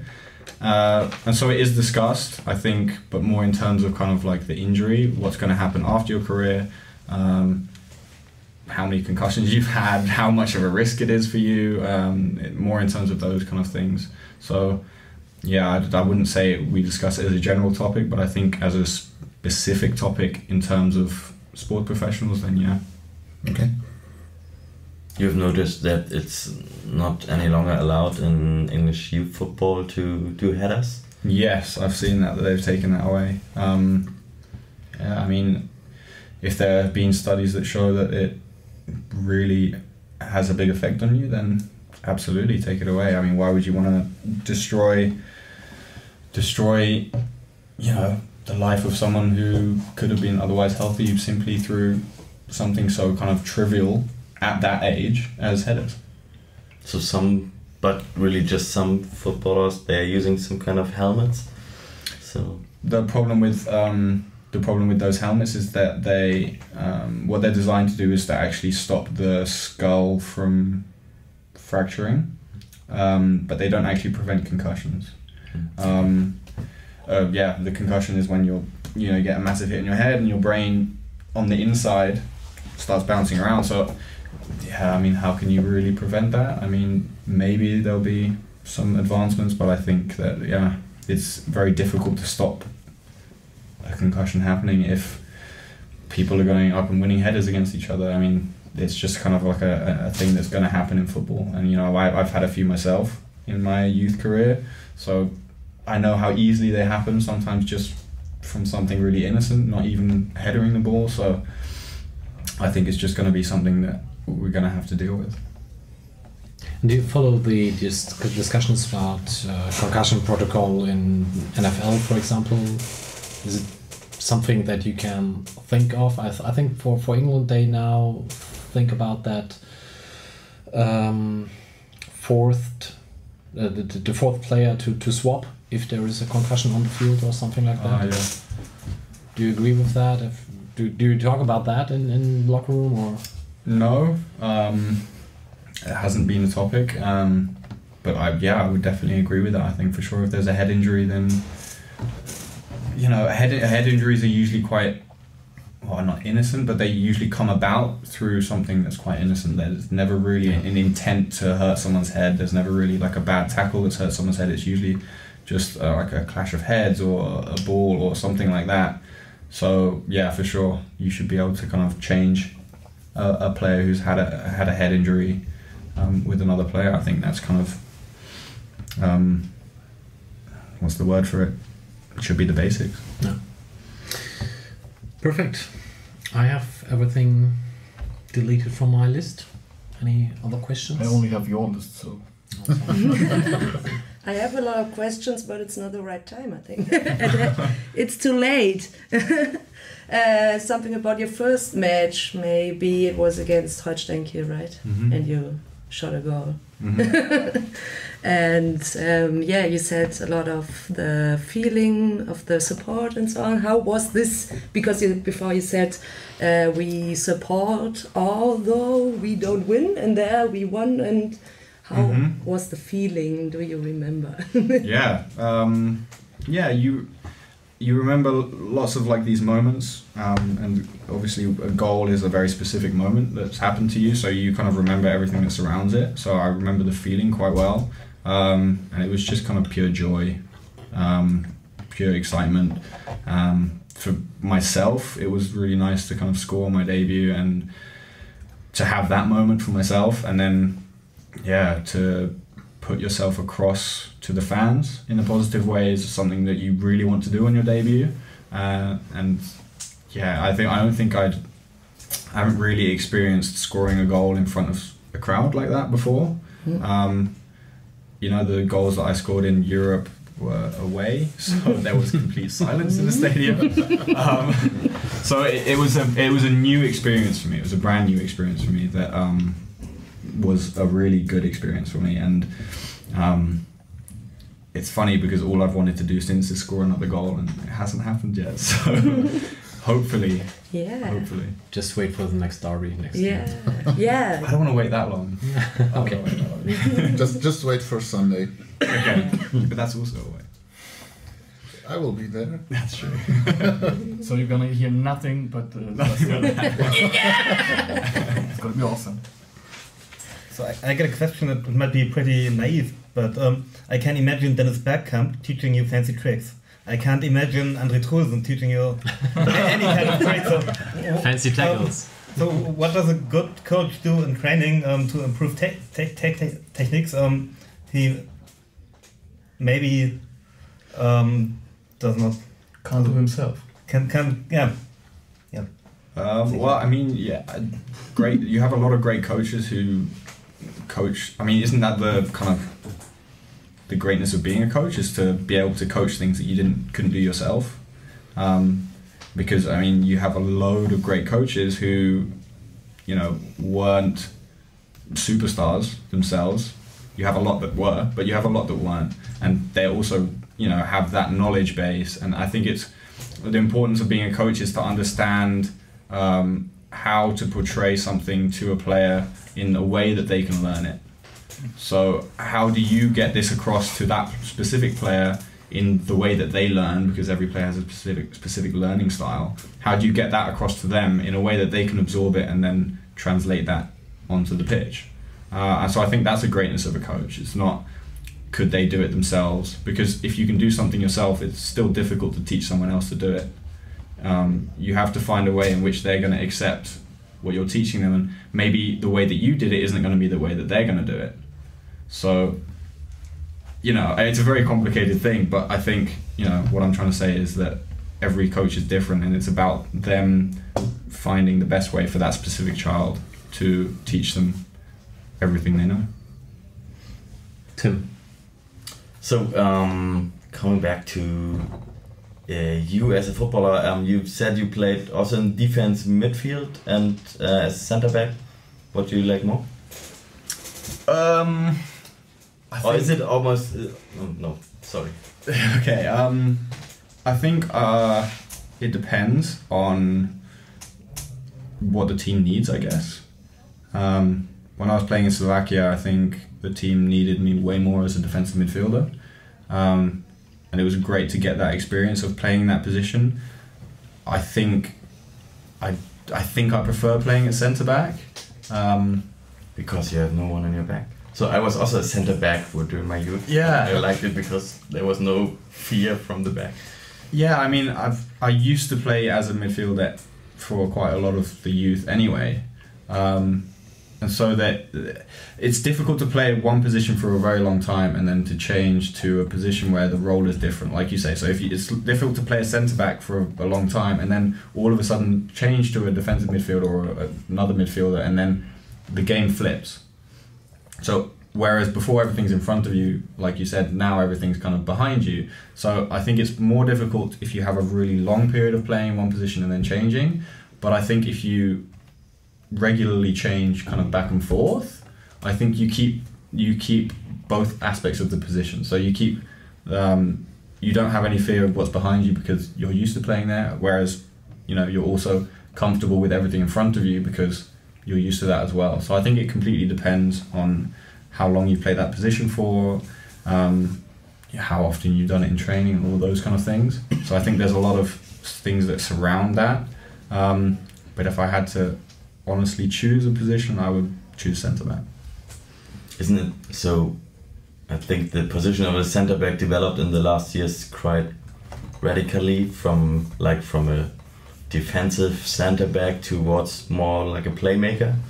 So and how's your position as a centre back here when you played here? Is it the same style and the same football Joost taught you in your first when you first met him or when you first spoke to him? Or is it totally different now? And he said, "Oh, you will play centre back like this," and I think it's any season is a development, I guess. It's about figuring out what's best for the team, what's best for the players that are currently playing, and you can't really know that at the beginning of a season. You can go with an intention to play a certain way. A game might be completely different to how you expected it to go, though. So you have to adjust and be able to adjust as a team, as a coach. And I think, when I first came here, definitely we tried to play that kind of football. And then you have external factors like how good the pitch is or how the opposition sets up and all those kind of things that come into play. What kind of game is it? Are you willing to take more risks from the back, or should you take less risk from the back? Yeah. So I think every game is a kind of a new game in that sense, in that you analyze your opponent, you see how they play, you see how you should play to break them down. Sometimes if people are playing you with a completely full press, the most effective ball can be the ball over the top, the long ball. So it completely depends. I've always been an advocate for kind of playing out from the back, and I will always try and do that. And I think what St. Pauli is luckily doing this season compared to the last season. Right. And I think we've been quite consistent in trying to do that, while also minimizing certain risks, depending on the games that we played in. When you just mentioned you would play wherever the team needs you or it's best for the team, what are the different skills you have that make you a good midfielder or center back? So how do you decide where the team needs you more? I don't think it's really up to me to decide where the team would need me. It's up for the coach and also the other players, I guess, to decide. So it's kind of like where they want to put you. I've always been quite easygoing in that sense, in that I'm not that stubborn when it comes to saying, oh, I only want to play here and that's that. I've been quite versatile in the positions that I play. So, I feel like a lot of my qualities as a centre back can be translated into a defensive midfielder. Kind of reading the game, being able to read the game as a defensive midfielder is a very important thing. To be able to understand the opposition's tactics and the way they're trying to play is also very important, because as a defensive midfielder, you're kind of like the last line of defense before the actual defense. I have a good kind of condition. I can, I make a lot of meters. I like to run and hunt down balls. That's enjoyable for me to do on the pitch, and that's also what a defensive midfielder needs to do. They need to cut the lines of attack. They need to make sure that the number 10, which is usually one of the most creative players on the pitch for the opposition, doesn't have a good day and doesn't get on the ball a lot. And so I think I'm quite disciplined in that sense. In that if a coach tells me to completely follow a number 10 and make sure that they don't do anything all game, it's a very simplistic thing, but I would do that. So I guess those are kind of qualities that translate from a centre back into defensive midfield. Okay. Then let's see in which position Jos will put you in the team on Sunday. Thanks a lot for your time. It's been really, really great. Very welcome. And we probably will make a date later on for next year, and then we do that in German. Of course, yeah. Yeah, thanks a lot, and all the best for you, and hopefully also for the Euros. Thank you very much. I hope so. We'll all press our thumbs. Perfect. Yes. Thank you very much. Thanks a lot. Immer ist die Sicherung des HSV, Spielmacher Schaub. Oh, jetzt dazwischen wieder Miyaichi. Und das ist eine 2-gegen-2-Situation für Henk Veerman gegen Van Drongelen. Veerman kommt vorbei an Van Drongelen. Veerman im 16er. Veerman schießt. Tor! Tor! Veerman! Ja! Veerman überlupft den rausstürzenden Heuer Fernandes. Veerman blieb auf der Außenlinie rechts, also nicht innen. Und Van Drongelen kann Veerman nicht hindern. Veerman schießt das 1:0. Verlagert das Spiel einmal rüber, quer auf die rechte Seite, auf Sebastian Olsen, Höhe Mittellinie, auf Guillaume Miyaichi. Schön und schnell gespielt. Der immer 1:1 gegen Leibold. Will innen vorbei, will außen vorbei, geht innen vorbei, könnte mit links in die Mitte gehen. Spielt Swoboda an, der dreht sich, könnte schießen. Schuss wird geblockt. Abpraller ist bei Penny, 20 Meter vom Tor. Penny Schuss. Tor! Penny Tor! Tor! Penny 22 Meter. Ein Linkshuf, ein Strahl. Ein Strahl. Heuer Fernandes hat es freie Sicht, aber der trifft den Ball so optimal, trifft die Sinne des Balls. 23 Meter Linksschuss in die rechte Ecke, halb hoch, vielleicht 70 Zentimeter hoch, schlägt der Ball unhaltbar vor Heuer Fernandes ein. 2:0 für den FC St. Pauli, erstes Tor, 29. Matt Penny. Das war die Vorarbeit von Becker, der den Ball in zentraler Position behalten hat. Die HSVer ungeordnet und dann mit links ein strammer Schuss, 23 Meter Torentfernung von Penny. Der ist links versetzt vom Tor, zielt das rechte untere Toreck an und trifft das innere Netz. Unhaltbar. 2:0 Penny. Wahnsinn, Alter. Ich glaub's nicht, ey. So, da sind wir wieder. James hat uns verlassen und stattdessen... Der kommt ja nächstes Jahr wieder und macht das dann auf Deutsch, haben wir ja festgestellt. Keks runterschlucken. Da muss ich einhaken. Ich fand es ja schon sehr, sehr niedlich, wie ihr euch beide bemüht habt und vor allem du, Mike, klar zu machen, dass er eigentlich keine Option hat, außer hier zu bleiben. Ich hoffe, er hat es verstanden und Aber ich glaube, wir müssen seinen Vater davon überzeugen. Ich schreibe mal ihm mal eine E-Mail. Schreib mal eine E-Mail, ja. Ich wollte gerade sagen, du bist doch jetzt prädestiniert für die Kontaktaufnahme mit ihm. Ich meine, ihr habt quasi das gleiche Hobby. Du kennst ja jetzt offenbar auch seine Handynummer oder so. Also es haben sich hier eben Szenen abgespielt, als die beiden sich über Statistiken unterhalten haben. James Lawrence kennt expected goals. Und wir jetzt kommt nicht hier. aufgenommen. Wir wissen es also, endlich wäre die zweite Person in Deutschland. Ich kenne das auch, ich verstehe es nur nicht. Aber erklärst du wann anders. Ja. Nee. So, aber statt James haben wir Zuwachs, hätte ich fast. Eine andere prominente Neuverpflichtung. Sven ist nämlich jetzt da. Ja, guten Abend. Warum konntest du vorhin nicht? Nein, ich war gerade beim ständigen Fanausschuss. Den Termin habe ich unabsichtlich so gelegt. Eigentlich hatte ich mir vorgestellt, mit meinen Englischkenntnissen hier zu brillieren heute Abend. Leider ist das dann dazwischen gekommen. Aber ich denke, ich habe das bestimmt sehr, sehr, sehr, sehr gut gemacht alles. Und genau, jetzt wurde ich hier gerade nochmal verhaftet. Nein, vielen Dank für die nette, spontane Einladung.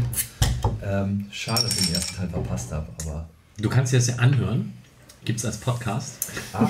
Als erfolgreichen Podcast. Richtig gut. Genau, und alle anderen, die hier sitzen, habt ihr vorhin schon gehört. Wir machen es jetzt trotzdem einmal ganz kurz in die Runde und jeder sagt ganz kurz, was Ihnen beim Derby am besten gefallen hat. Tim, fang an. Boah, ey, jetzt kommst du mit so einer Frage und ja, geil, ne? Überhaupt nicht vorbereitet. Dann fängt der Beim Derby hat mir am besten gefallen, wie wir Scooter gesungen haben, als das Tor zurückgenommen wurde. Das hat mir mit Abstand am besten gefallen. Scheiße, das wollten wir alle sagen. Ja. Ja, Sven, was war dein Genau, Highlight? das wollte ich tatsächlich auch gerade sagen. Und dann sage ich jetzt mal, die Feierei hinterher rund um den Paulinenplatz war natürlich auch noch sehr schön im Nachhinein. Debbie. Ja, also mir hat alles von vorne bis hinten gut gefallen. Und sogar das Arbeiten danach noch, was sehr anstrengend war, aber auch sehr schön. Und am tollsten war, weil wir viel zu spät ins Stadion kommen, ich mache es jetzt kurz, gekommen sind und wirklich einen Platz hatten, wo man nichts gesehen hatte, gar nichts. Und dann die 3, die da standen, vor mir Bier holen gegangen sind und ich dann den besten Platz auf der ganzen Welt hatte und wirklich jedes einzelne bisschen dieses Spiels gesehen habe. Es war so, hat alles so geklappt einfach. Irre. Wo war das, Trainerbank? Just ist Bier holen gegangen und du hast dich hingesetzt. Geil. War dann noch ein 2-0, ne? Genau, ja, eben. Sehr schön. Sebastian. Das war ja alles schon, ne? Also diese Videoassistentennummer bei dem vermeintlichen 2-1 war einfach mega. Die da hinten am Feiern, du hast das Gefühl, denen fällt gleich das Pyro aus der Hand, als die merken, es ist doch kein Tor. Aber wie gesagt, hatten wir ja schon. Ich war abends noch auf einer Geburtstagsparty von einem HSV-Fan, das war auch ganz nett, dann irgendwie neutral gekleidet da angekommen, Hoodie ausgezogen und dann St. Pauli Polo untergehabt. Die Blicke haben mir gereicht, das war gut. Sehr schön. Julian. Ja, mir hat das Ganze so ein bisschen einen Perspektivwechsel ermöglicht. Nämlich... Jetzt sind wir sehr gespannt. Ja, ich habe gemerkt, also so müssen sich Fans erfolgreicherer Vereine fühlen, wenn das Ganze einfach schon so ein bisschen zur Routine wird. Also so stelle ich mir eine Meisterschaft als Bayern-Fan vor, irgendwie geil, aber auch gar nicht mehr so außergewöhnlich und das irgendwie das Großartigste daran. Das ging aber schnell bei dir mit dem gar nicht so außergewöhnlich. Naja, also ich habe in meinem Leben 6 Profi-Derbys geguckt.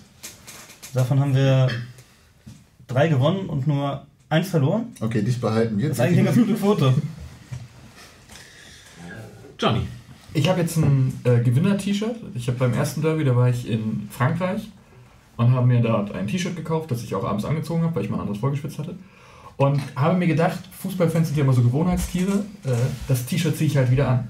Und das funktioniert. Also wenn dann nochmal ein Derby ansteht, muss ich auch wieder dieses T-Shirt anziehen, dann funktioniert es. Ich habe es zu Hause auf der Couch verfolgt, weil wir erstens nicht genügend Karten bekommen haben, dass wir das alle verfolgen hätten können. Deswegen haben wir die in den Pott gehauen. Und zweitens auch da nicht hin will. Also als James sagte, naja, hör mal, das ist halt da draußen, da will ich halt auch nicht hin.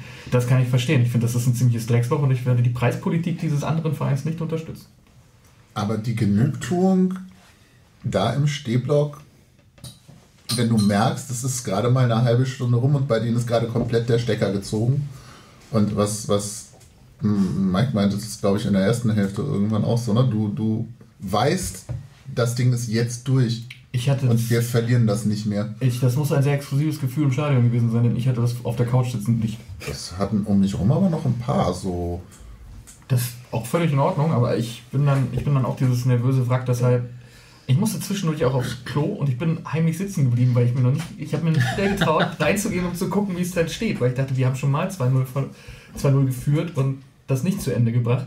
Also ich war da nicht so... Die Gedanken hatte ich auch, aber das Spiel gab das irgendwie nicht her. Die waren nicht wie Karlsruhe aus irgendwelchen. Ich kann es nicht mal rational begründen. Die ersten 10-15 Minuten waren die halt klar besser. Ja, logisch. Die ersten 10-15 Minuten dachte ich auch, wir kriegen übel aufs Maul. Ja, keine Ahnung, wie das funktioniert, dass ist der Ball nicht reingegangen. Aber meine Mitnahme aus diesem Derby ist, dass das mit dem T-Shirt funktioniert.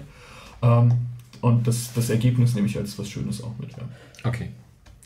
Ja, was sage ich denn jetzt? Die guten Sachen habt ihr heute schon gesagt. Dann nehme ich tatsächlich den Tag als solchen von Anfang bis Ende, so ähnlich wie Debbie das schon gesagt hat. Und vielleicht noch den Punkt zusätzlich, morgens um 8.30 Uhr im strömenden Regen sich vor der Südkurve zu treffen. Irgendwie alle so, was wird das heute? Und dann gehst du auf die Stufen der Süd, singst dich da ein und hast irgendwann dann doch so das Gefühl, das wird heute richtig gut. Und so kommt es dann auch. Also das hat sich dann tatsächlich durch den Rest des Tages getragen. Gut. Ja, ich bin jetzt tatsächlich gespannt, ob Johnny recht behält, indem wir jetzt einfach die Sendung in 10 Minuten abhandeln, weil wir jetzt tatsächlich über das Derby schon so viel gesagt haben. Aber wir haben ja noch so ein paar Themen, die wir beackern wollen. Wir werden gleich auch noch über den Herrn Hopp bzw. den DFB sprechen. Und bevor wir das tun, bedanken wir uns natürlich nochmal bei allen ganz herzlich, die den Unterstützen-Button auf unserer Webseite gefunden haben. Das werden auch tatsächlich monatlich mehr. Und wir sind da sehr, sehr, sehr begeistert.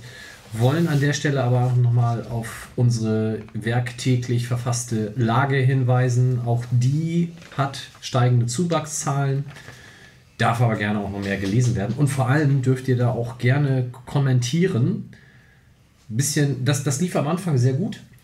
Und jetzt vor dem Osnabrück-Spiel war das so ein bisschen ernüchternd, weil wir haben nach dem Ergebnis gefragt. Es haben nur 3 Leute irgendwie ein Ergebnis getippt. Dafür war das ziemlich nah dran am richtigen Ergebnis. Das stimmt, also es haben nur 3 gute Leute getippt. Ja. Und die anderen haben dann zurechtgeschwiegen. Nee, aber das darf gerne noch ein bisschen intensiviert werden. Das würde uns dann ein bisschen Motivation zusätzlich noch gewähren. Ich hätte nicht gedacht, dass es das auch in diesem Podcast oder in diesem Blogbereich gibt. Bei YouTube sagen die Kiddies jetzt immer, schreib's in die Kommentare. Mike, du warst gerade wieder die 14-jährige Bibi. Ja, warte mal ab, wenn wir jetzt mit YouTube noch anfangen demnächst, wir überlegen das nämlich gerade, dann wird das hier richtig... Dann kannst du es auf jeden Fall. Hot shit, Digga. Ich habe Angst. Warte mal ab. YouTuber, hey, MillernTonis, wie geht's? Tim erklärt Expected Goal. Die Initialfolge, 38 Stunden.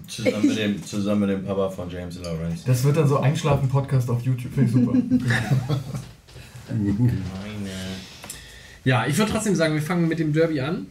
Das war's noch nicht. Ich habe mein Pulver verschossen. Jetzt haben wir nichts mehr dazu zu sagen, außer dass es toll war. Du kannst ja gerne noch erzählen. Können wir über diesen Gästeblock, also ich meine, die Einlasssituation im Volkspark für Gästefans ist halt nach wie vor komplette Grütze, oder? Also ich fand es tatsächlich super entspannt, weil ich war im Marsch relativ weit vorne dabei, war deswegen als einer der ersten am Tor und dann auch relativ schnell drin, habe das super entspannt wahrgenommen, hat mich nicht gestresst. Aber als ich dann drin war, kam dann ja auch irgendwann der Angriff von links von den HSV-Fans und daraufhin wurde dann ja das Tor draußen zugemacht, wenn ich das richtig mitgekriegt habe. Da standen wir halt noch draußen. Ja, ich auch. Da hat man schon, also als ich hochging, habe ich ja schon gesehen, was da draußen noch steht und das war dann schon natürlich, konnte ich mir vorstellen, dass das noch lange dauern wird, bis die alle drin sind. Ja. War natürlich irgendwie der Situation geschuldet, der Anreisesituation geschuldet. Die Anreise war dann doch irgendwie suboptimal organisiert. Es sollte 3 Sonder-S-Bahnen geben Richtung Othmarschen und dann sind offensichtlich die ersten beiden, mit denen hat es gut geklappt. Die dritte hatte dann irgendwie 20 Minuten Delay und alle, die schon in Othmarschen waren, wurden dementsprechend lange auch aufgestoppt, sodass der Marsch dann erst eine Stunde vor Anpfiff, glaube ich, unten am Einlass ankam. Ich habe noch auf Leute aus dem dritten Zug gewartet. Ja. Wir standen halt bummelig 1,5 Stunden in Othmarschen rum, weil wir anders angereist sind. Ja. Und daher war es dann ja fast noch irgendwie dann doch eine Erfolgsgeschichte, dass alle zum Anpfiff irgendwie drin waren. Das hatte ich eine Stunde vor Anpfiff irgendwie nicht gedacht. Ja, nee, bei mir war es auch ganz knapp. Zumal dann ja irgendwie noch die Jagerei drinnen los war und wir standen irgendwie draußen und du sahst halt nur außenrum die Cops plötzlich irgendwie Richtung Block laufen.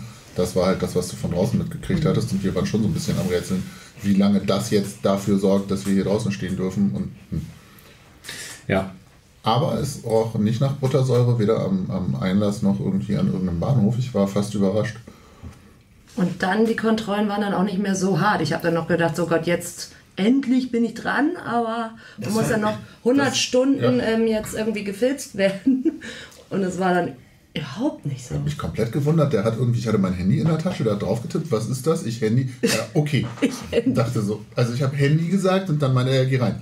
So, das war's. Das war voll irre. Dafür, dass du anderswo irgendwie jeden einzelnen Sticker rausholen musst. Ich habe jetzt auch erwartet und hat vorher mein Deo rausgepackt und so, der hat nicht mal in meine Tasche geguckt. Also sie hat nicht mal in meine Tasche geguckt. Dafür musste ich in Kiel Kugelschreiber abgeben. In Kiel habe ich meine Lesebrille abgeben müssen. Ist das nicht eine Sehhilfe und damit irgendwie heikel? Was wolltest du denn im Stadion lesen? Das ist erstmal mir überlassen, oder? Mein Handy. Ja. Du sollst Fußball gucken und ich habe dein Handy. 1,5 Stunden vorher. Außerdem hast du das Spiel gesehen. Ja, ich durfte meine Brille nämlich behalten. Aber das fand ich in Kiel tatsächlich völlig absurd.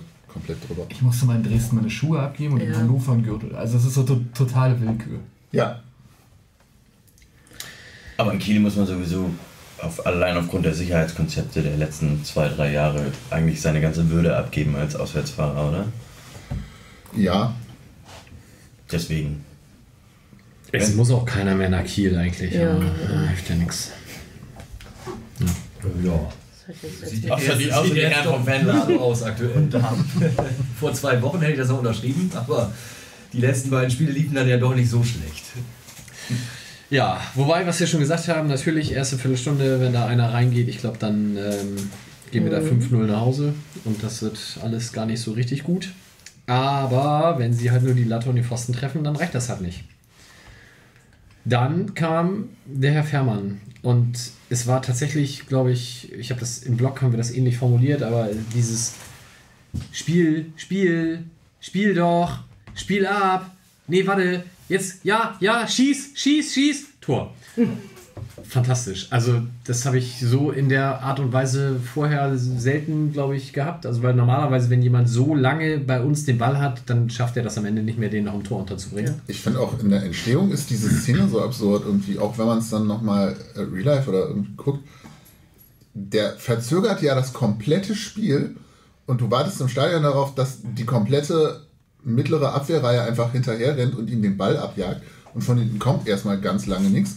Und dann entscheidet er sich irgendwann Gas zu geben und rennt dann halt quasi um Van Drongelen rum. Mega. Van Drongelen, Spieler der Saison des FC St. Pauli. Das sind aber auch halt so Momente, die entscheiden, ob du der Held oder der Depp bist. Also ich erinnere mich, bis zu Schahins Abgang war das für mich halt der Typ, der im entscheidenden Moment nicht zu Buchtmann rübergespielt hat. So hätte das bei Fährmann auch enden können, aber er zieht es halt durch und macht den rein. Und natürlich Riesenkompliment an Miyachi für das Dazwischenlaufen und Abfangen des Balles. Das war Wahnsinn. Ja. Der läuft da gefühlte 30 Meter und der SV ist irgendwie 3 Meter am Ball oder so. Ja, ich glaube, der kann gar nicht so furchtbar viel machen in der Situation, weil er kann halt auch nicht so furchtbar viel weiter entgegengehen, weil dann läuft er halt unter dem Ball durch. Und der Pass war jetzt, würde ich auch nicht sagen, scheiße, der war halt relativ weich gespielt und halt in so halb hoch ist auch immer nicht gut. Aber wenn du das Standbild siehst von dem Moment, wo der ausholt zum Spielen, wo da Miyachi steht, dann rechnest du auch nicht damit, dass der da noch dazwischen kommt. Einsatz in der richtigen Zeit. Ja, so, das war schon mal unglaublich Teil 1 und dann kommt wirklich... Hast du das, ganz kurz bevor du es beendest, hast du das mal im Fernsehen dann gesehen? Ja. Das sieht so großartig aus, wenn der Van Drongelen hat noch irgendwas versucht und Henk Fährmann einfach nur sagt, nee, komm, lass es. Und den so einfach nur mit der Hand so leicht zur Seite wischen. So, als ob es ihn einfach gar nicht geben würde. Das ist großartig. Ja. Wer ist das, der dann noch von hinten kommt? Hand oder was? Der dann eigentlich auch nur noch zuguckt? Aber Plätschert ist das gewesen. Ja. Hand hatte ja seinen großen Auftritt nach dem Spiel. Es ist nichts passiert, sondern wir haben nur das Derby verloren. Uiuiuiui. Achso, und vor dem Spiel habe ich total vergessen, etwas, was sehr, sehr selten vorkommt. Tim und ich haben das Spiel ja zusammen geguckt, aus dem Blog heraus. Das kommt sehr, sehr selten vor, ja. Das stimmt. Also selten. Was war denn deine Reaktion auf die Aufstellung? Ah ja, Doppelspitze, ja, war super. Ja, ich habe mich ein wenig gefreut. Schon vor dem Spiel. Ja, ist halt gut, wenn du die PS dann auch mal auf den Platz bringst. So. Zumal die beiden sich ja auch, finde ich, sehr gut ergänzen. Mhm. Finde ich auch, ja. Und die Dreierkette hast du auch früh erkannt. Und ich hoffe, gegen Sandhausen nehmen wir die wieder und dann nehme ich mit James Lawrence in der Dreierkette. Wobei James hat vorhin gesagt, er glaubt nicht daran, weil er nicht glaubt, dass Leo Östiger nach rechts außen geht dann in der Innenverteidigung. Aber ja, Dreierkette hat man jetzt auch gegen Osnabrück gesehen. Das scheint momentan das Mittel der Wahl zu sein für das Team. Und dann mit Doppelspitze. Ja, das musst du auch erstmal, da musst du als gegnerisches Team auch erstmal mit klarkommen, wenn Fährmann und Diamantagos da vorne drin sind. Wer soll die Doppelspitze dann komplettieren, wenn Fährmann nicht kann? Ja, das ist dann halt die Frage, ob du dann wieder, ich glaube, Diamantagos macht das schon ganz gut, also der ist ja, den würde ich so an die Wand schreien, wenn der nicht bei uns spielen würde, der Typ, ne? Also halt ein Arschloch. Ist halt ein mega Arschloch. Der ist der Marc Schnatterer vom FC St. Pauli. Ja, nee, aber Schnatterer, nein, also Schnatterer ist ja nicht so ein Motz. Marcel Rath. Der ist schon ein Wichser. Schnatterer ist ja fußballerisch nicht so gut. Sehr diplomatisch. Nee, sowas wie Marcel Rath hatten wir früher. Oder also in Abstufung vielleicht auch noch Thomas Meckle, der war auch unangenehm, aber ich finde so gerade vom Spielertyp ist ja. Also was Diamantakos halt unheimlich geil macht, ist dieses langer Ball. Er sieht ungefähr, wo der runterkommt und springt dann einfach in diesen Raum rein, egal ob der Verteidiger da steht oder nicht. Macht das aber so clever, dass der Schiedsrichter das nicht abpfeift. Das ist fantastisch. Also finde ich sehr stark. Ja, und dann fiel das 2-0 durch Matt Penny, wo, glaube ich, auch in der Situation die wenigsten, also wahrscheinlich haben viele geschrien, schieß, aber ich glaube, es hat keiner damit gerechnet, dass er das A tut und B dann auch noch trifft. Kann man mal machen. Aber das hat man im Moment des Schusses irgendwie dann schon gesehen. Das war so gut, das war einfach, keine Ahnung, trocken, Bums, weiß ich nicht, das war richtig geil. Der Moment, wo der Ball den Fuß verlässt. Das ist im Übrigen vielleicht auch noch einer dieser schönen Momente gewesen. Dieser Blick in die ganzen ungläubig glücklichen Augen um mich rum nach dem 2-0. Also was zur Hölle passiert hier gerade? Wie großartig ist das bitte? Das war schon gut. Vor allem nach dem 1-0 hat man ja eigentlich gedacht, scheiße, das ist zu früh, so ungefähr. Ja, zumal da war auch noch nicht so klar, dass die ihre Power aus der ersten Viertelstunde nicht weiter rumbringen. Oh ja, also das hatte ich auch das Gefühl, nach dem 0-2 war so ein bisschen von wegen, oh nein, weil die Fallhöhe sich dermaßen erhöht hat dadurch. Dann hat es ein paar Minuten gedauert, bis man sieht, okay, das war ein geht hier in die richtige Richtung. Ja. Genau, ja, aber erstmal war das echt so ein Schreck. Ach du Scheiße, so jetzt wird's richtig ärgerlich. Jetzt geht's hier plötzlich um was. Genau. Ja, aber wunderschön auch der Aufkleber mit dem Schachmatt von Penny, das ist unfassbar großartig. Du als Schiedsrichter, ja. Das nicht gegebene 3-0, war das abseits? Für mich nicht. Also es gibt ja 2 Zeitlupen im Endeffekt, also vielleicht kurz für die das jetzt nicht mehr so präsent haben. Undurchsichtige Situation im Strafraum, Ball wird an den Strafraum zurückgeklärt, von dort kommt Benatelli und köpft das Ding in die rechte Ecke und da steht Miyaichi halt im, aus meiner Sicht, passiven Abseits. Und Gräfe bzw. das Schiedsrichtergespann hat auch nicht auf Abseits entschieden, sondern für die hat das Tor gezählt, der Ball geht Richtung Mittellinie, alles ganz normal und dann kommt halt der Video Assistant Referee und sagt, Miyaichi stand im passiven Abseits, wurde da aber aktiv. Und wenn du das aus der Kameraperspektive von der Seite siehst, gehe ich da mit, weil dann sieht das so aus, als wenn er vorm Torwart steht. Wenn du das aus der Hintertorkamera siehst, ist das für mich kein Abseits, weil er steht ganz klar mindestens 1 Meter seitversetzt. Und der Ball schlägt halt auch deutlich weiter außen ein, deswegen fand ich halt auch... Genau, also da ist es halt auch, Abseits ist eine Schwarz-Weiß-Entscheidung, das muss Gräfe sich nicht anschauen. Darum geht es aber in der Situation nicht, sondern es geht darum, ob er da aktiv oder passiv Abseits steht. Und das, finde ich, hätte er sich schon nochmal anschauen können. Oder aber, was natürlich auch sein kann, weiß ich nicht, ob der Video Assistant Referee vielleicht die Kameraperspektive nicht hatte aus der Hintertorkamera, weil, wie gesagt, da kann ich nicht nachvollziehen, wie man da auf aktives Abseits entscheidet. Also ist ja zum Glück auch relativ egal, weil gewonnen haben wir es nur, aber... Ja. Ja, und dann, gut, das 2:1, das war natürlich fantastisch. Also vom ganzen Ablauf her kann man sich das, glaube ich, nicht schöner ausmalen. Und, vor allem, was ich da halt auch, ich gucke ja nun wirklich viel auf Schiedsrichter und wie abgewichst, trocken, locker, unbeeindruckt von der ganzen Hektik Gräfe da steht und auch wirklich ganz, ganz, ganz früh schon, während alle noch eskalieren und Scooter läuft und die Bengalos angehen und so weiter, macht er ja schon hier tippt sie auf den Arm und sagt, zählt nicht. Ich glaube, er hat das im Stadion nicht gepfiffen, aber er hat sehr, sehr schnell vom Video Assistant Referee die Info bekommen, dass der Arm im Spiel war und nicht, wie es sonst ist, 30 Sekunden, halbe Minute oder länger, sondern wirklich innerhalb von 5 bis 10 Sekunden kam die Info, zählt nicht. Und hat das auch super schnell angezeigt, weil die ganzen St. Paulianer sind ja auf ihn draufgelaufen. Ich glaube, Bubala hat sogar in der Szene noch gelb gekriegt. Und die hat er gegeben, aber gleichzeitig schon angezeigt, ja, nee, alles gut, zählt auch nicht. Und dass dann diese Deppen da auf dem Zaun sitzen mit dem Bengalo in der Hand und feststellen müssen, scheiße, ich habe das Ding jetzt angemacht und das brennt noch 30 Sekunden, aber das Tor zählt nicht und ich weiß nicht, was ich machen soll.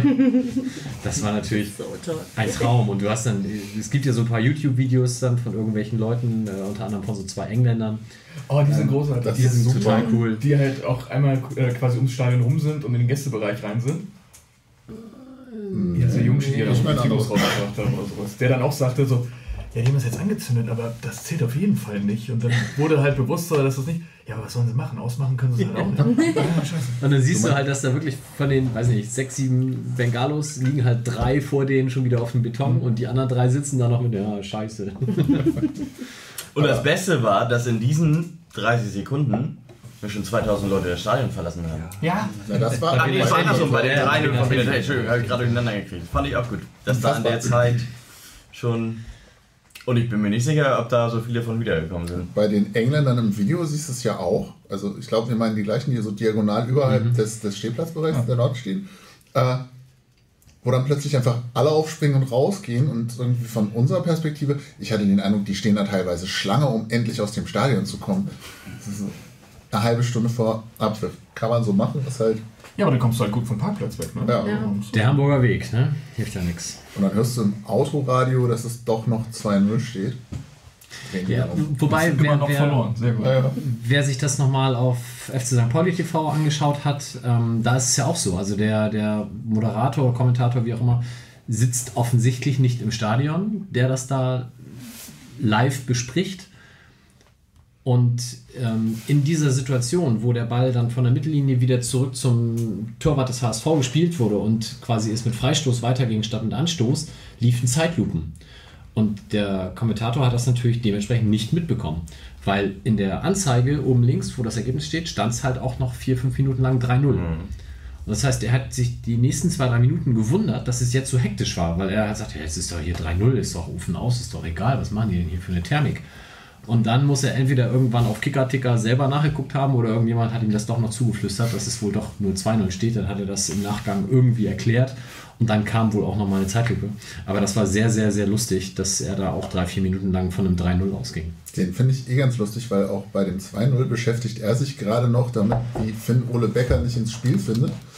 Und nimmt dann so exemplarisch den Schussversuch, der dann ja abgeblockt ist und bei Penny landet und will gerade noch darüber reden, dass Finn-Ole irgendwie nicht seinen besten Tag hat und Penny zimmert das Ding einfach in die Ecke. Und er merkt es, glaube ich, auch, der Kommentator merkt es, glaube ich, auch erst, als das Ding schon lange drin ist. Penny! Sehr gut. Ja, und dann war Schluss. Das war fantastisch. War Bastian Reinhardt im Stadion? Was macht er denn jetzt? Ich weiß das nicht. Kotzen. Immer noch. Ja, die ganze Woche danach war natürlich ein großes Fest. Die verschiedenen Stellungnahmen vom HSV, die dann so nach und nach kamen. Angefangen, Sven hatte schon gesagt, mit dem Aaron Hunt-Zitat. Dass ja nichts passiert sei, sondern nur das Derby verloren worden sei. Naja. Und es setzte sich dann halt auch noch am Samstag fort, dass sie dann auch noch 3-0 in Aue verlieren mit dieser, habt ihr das gesehen, diese 4 Zeilen lange Tapete vom HSV mit wir haben verloren, es ist uns nicht egal und wir haben verloren und wir sind trotzdem immer weiter dabei und so. Naja, das war sehr, sehr, sehr merkwürdig. Aber wir wollen ja nicht über den HSV reden. Wir haben dann gegen Osnabrück gewonnen. Und jetzt, Tim, wird das noch was mit Platz 3? Habe ich gerade einen Keks im Mund. Das tut mir leid. Ich habe übrigens ungefähr 12 Minuten nach Spielende schon die Choreo-Ankündigung für Osnabrück bekommen, was denn jetzt alles so gehen würde und was nicht. Das war ganz witzig. Also es wurde bereits sich intensiv über den Sieg gefreut und überlegt, wie man das möglichst am besten ausspielt. Das war ganz hübsch. Ja. Ja, war's. Mit ganz Stadion-Choreo mehr oder weniger oder zumindest halb. Also wenn wir haben noch 10 Spiele, es sind ja noch 30 Punkte, dann kommen wir auf 59. Weiß ich gar nicht, hat das die letzten Jahre gereicht? Die Saison reicht das, so wie die da oben performen jetzt. Ja, vor allem der Drittplatzierte, wie heißt der Verein noch da? Verein, Moment. Links die AG da. Jetzt mal gucken. Johnny, guck doch mal nach. ob wir mit 59 Punkten noch was reißen, außer in der Ich erinnere mich an eine Saison, in der ist man mit 54 Punkten aufgestiegen. Nicht wir, aber... Aber das willst du auch nicht, dann gehst du unter im nächsten Jahr. Sagst du so, Union, die bleiben ja auch in der Liga. Also zumindest tun sie alles dafür. Also der Masterplan sieht ja ganz klar vor, dass der HSV aufsteigt. Wir dieses Jahr noch nicht. Und wir dann nächstes Jahr aneinander vorbeimarschieren. Ich verstehe diesen Masterplan nicht, aber... Ich finde es total gut. HSV steigt auf, gleich wieder ab und dann ist aber auch richtig Also nur noch Lichter mal auf. den Schalter so richtig umzulegen. Okay. Genau. Und dann können wir auf dem Weg nach oben, wenn man sich trifft, kann man nochmal so ein bisschen Also runtertreten. ihr wollt dann auch Relegation gegen die, oder? Nein, brauchen wir gar nicht. Also das wäre natürlich schon der ultimative Also Mike will natürlich Sargnagel. Relegation gegen die. Sargnagel, ja. Aber ist jetzt wirklich so, ich glaube, du hattest das ja gerade das Spiel vom HSV in Aue angesprochen, wir wollen ja gar nicht so viel über diesen Verein reden. Aber das war das erste Mal, dass ich mich so gar nicht darüber gefreut habe, dass die verloren haben. Da stell dir mal vor, die steigen echt nicht auf. Oh nö. Das Da wird ja auch langsam, Julian hat ja vorhin schon gesagt, man gewöhnt sich dran, aber irgendwann weicht dieser Gewöhnungseffekt ja auch nach Langeweile. Jetzt demnächst schon wieder Derbys, oh nö. Also jetzt die mal lieber was anderes wieder sehen. auch Mal ein bisschen fahren wieder und so. Aber ich glaube, auch wenn das dann die ganzen Offiziellen und so nicht sagen, ich glaube, wenn die nicht aufsteigen, dann wird es dann auch finanziell mal richtig eng. Also. Der Finanzvorstand hält übrigens Vorträge an der Hochschule, die sagen, der sagt, Geld schießt Tore. Finde ich mal witzig, wenn der Typ das erzählt, das ist großartig. Also das Prinzip an sich funktioniert ja, aber wenn er sich dann hinstellt und erzählt, warum es wichtig ist, Investoren in den Fußball zu kriegen und so, dann geht man so, du nicht. Ja, apropos Investoren, Jens Duwe ist heute bekannt geworden, wird Investor oder zumindest Berater bei Wacker Innsbruck, wo eine Hamburger Kaufmannsfamilie Investor wird. Also Wacker Innsbruck grundsätzlich, glaube ich, sehr sympathischer Verein. Gehören die nicht irgendwie mit Wacker Burghausen auch zusammen? Das wäre mir neu, weiß ich nicht. Ne? Ich habe auch noch nie gehört. Ne? Ja, okay. Aber das kann man ja mal aus der Ferne dann begutachten.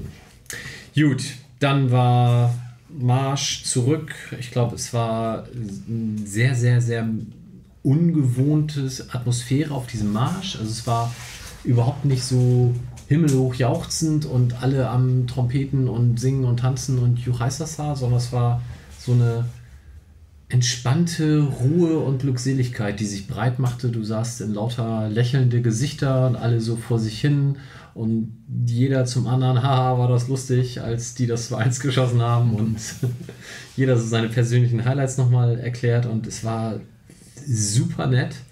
Und dann ist man nochmal mit der S-Bahn weitergefahren und dann sind einige Reeperbahn ausgestiegen, einige Landungsbrücken.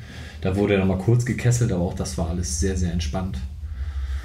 Und dann ist jeder so seines Weges gegangen, was man dann abends noch so im Stadtteil machen konnte.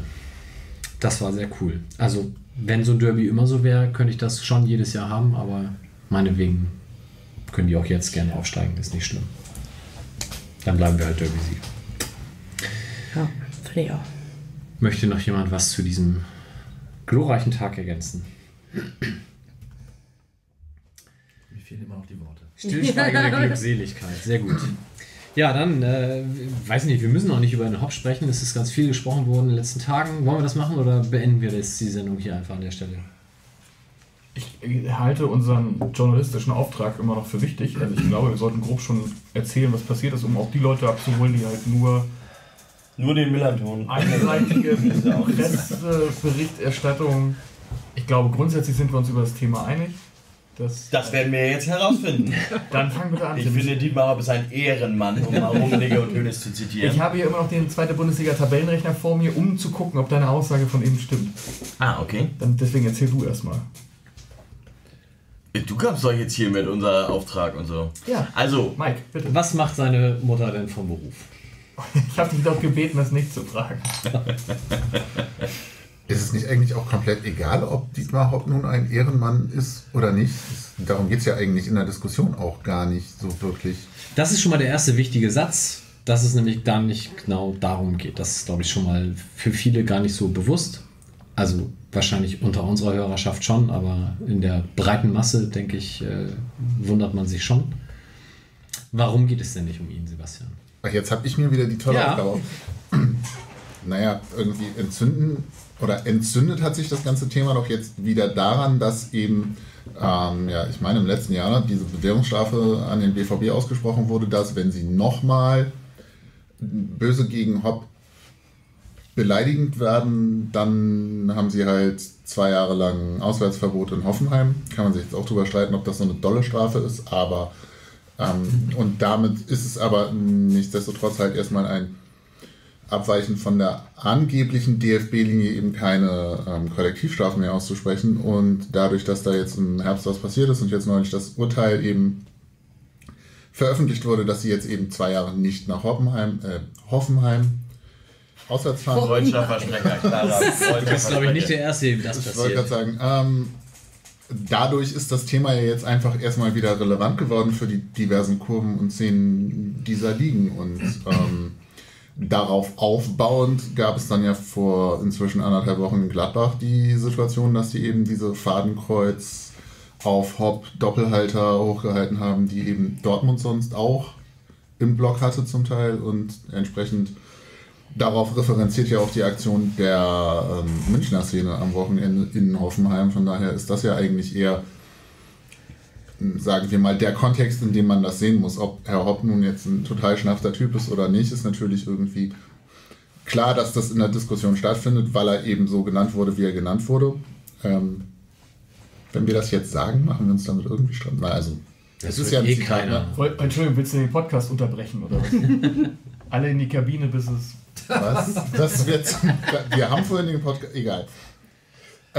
Long story short, also so, ja, man geht ihn persönlich an in einer Form und Beschimpfung, die wir, glaube ich, alle nicht gut finden. Mal ab davon, dass das Wort Hurensohn halt einfach auch mal sexistisch ist. Und aber letzten Endes geht es ja nur sehr, sehr begrenzt aktuell in der Diskussion um Herrn Hopp selber. Genau, und da gibt es dann noch 1000 Ebenen, die da reinspielen. Es gibt ja auch noch die Geschichte, dass sein Vater maßgeblich daran beteiligt war, dass eine Synagoge in Hoffenheim, ich weiß gar nicht, abgefackelt, auf jeden Fall zerstört wurde. Und er bei der, jetzt sage ich bestimmt was Falsches, ich meine bei der SA war. So, das sind aber alles Themen, die jetzt aus meiner Sicht auch eher so ein bisschen vorgeschoben werden und mit der eigentlichen Kritik an ihm ja nichts zu tun haben. Das hat das genauso wenig wie die ganzen sozialen Projekte, die er mit verantwortet, was man gutheißen kann, spielt das in dieser Frage auch keine Rolle. Die Frage, oder darum, wo es ja geht und woran sich ja alles erzürnt, ist, dass überhaupt wieder Kollektivstrafen eingeführt werden, und zwar, das ist die eine Ebene, und die zweite Ebene ist, dass die Art und Weise, wie jetzt dagegen vorgegangen, gegen transparente und Gesänge, ich meine, also Entschuldigung, mal abgesehen davon, dass das ganz schön schwierig ist für Schiedsrichter im Stadion neben einem Fußballspiel zu leiten, auch noch abzuschätzen, ist die Tapete, jetzt müssen wir da jetzt eingreifen, müssen wir da jetzt den 3-Stufen-Plan einhalten oder nicht. Aber dass das jetzt gemacht wird bei einem Menschen, einem privilegierten Menschen, dessen Firma zufällig einer der wichtigsten Sponsoren des Deutschen Fußballbundes ist, und nicht bei den unzähligen Hunderten von Plakaten, Bannern, die diese Saison schon sexistischen, rassistischen, homophoben Plakaten, die schon hochgehalten wurden. Das finde ich halt, das ist so offensichtlich, und es ist auch so offensichtlich, und die mediale Debatte, die versteift sich so auf dieses Jahr, der macht so tolle Projekte und so. Und das tut halt wirklich weh. Es werden vor allem wieder Sachen in einen Topf geschmissen, die halt einfach nicht zueinander gehören. Wenn erzählt wird, dass klar, Tapeten und sowas alles mit beleidigendem Inhalt und sowas macht man nicht. Aber dann wird halt direkt wieder rassistisches Gedankengut, homophobes Gedankengut mit Beleidigung gegen eine einzelne Person gleichgesetzt. Und ich finde das halt wahnsinnig schlimm. Ich verstehe überhaupt nicht, wie ein Zeitungsredakteur sich hinsetzen kann und sagen kann und das verantworten kann, dass er sowas schreibt. Dass er sagt, und gerade in Anbetracht der vergangenen Ereignisse in der Bundesliga sind jetzt diese Fadenkreuzplakate ganz schlimm. Erstens gibt es das schon länger, und zweitens sind das 2 völlig unterschiedliche Paar Schuhe. Und keiner hat das Spiel unterbrochen, Würzburg gegen Preußen Münster. Ja. Und in Mannheim war doch irgendwie auch was mit Gary Ehrmann ist ein Hurensohn. Das hat halt auch keine Sau interessiert. Ich kann mir gut vorstellen, dass Timo Werner und dass der Gomez und der Werner gerade zu Hause sitzen und nicht wissen, wie ihnen geschieht. Weil die hätten damals ja genauso gut irgendwie benannt sein. Ja, du hättest auch beide Dresden-Spiele einfach komplett abbrechen müssen. Ne? Ja. Wobei der DFB ja jetzt schon eine ganz interessante Konstellation geschaffen hat. Also, dass es nicht klappt, eine Äußerung mit Repression zu unterdrücken, dürfte auch klar sein, sondern dass es sich dann in modernen Zeiten eher vervielfältigt. Das, was ich die letzten Tage häufiger mal den Streisand-Effekt genannt habe. Aber die spannende Konstellation ist jetzt ja eigentlich, der DFB hat die Pistole gezogen. Und wenn du sie gezogen hast, dann musst du auch schießen. Also da ist schon ein bisschen spannend, wie es weitergeht, wenn jetzt nicht der Coronavirus sozusagen dem DFB auf der Patsche hilft. Keiner mehr ins Stadion darf. Der DFB hat ja heute eine Stellungnahme rausgebracht.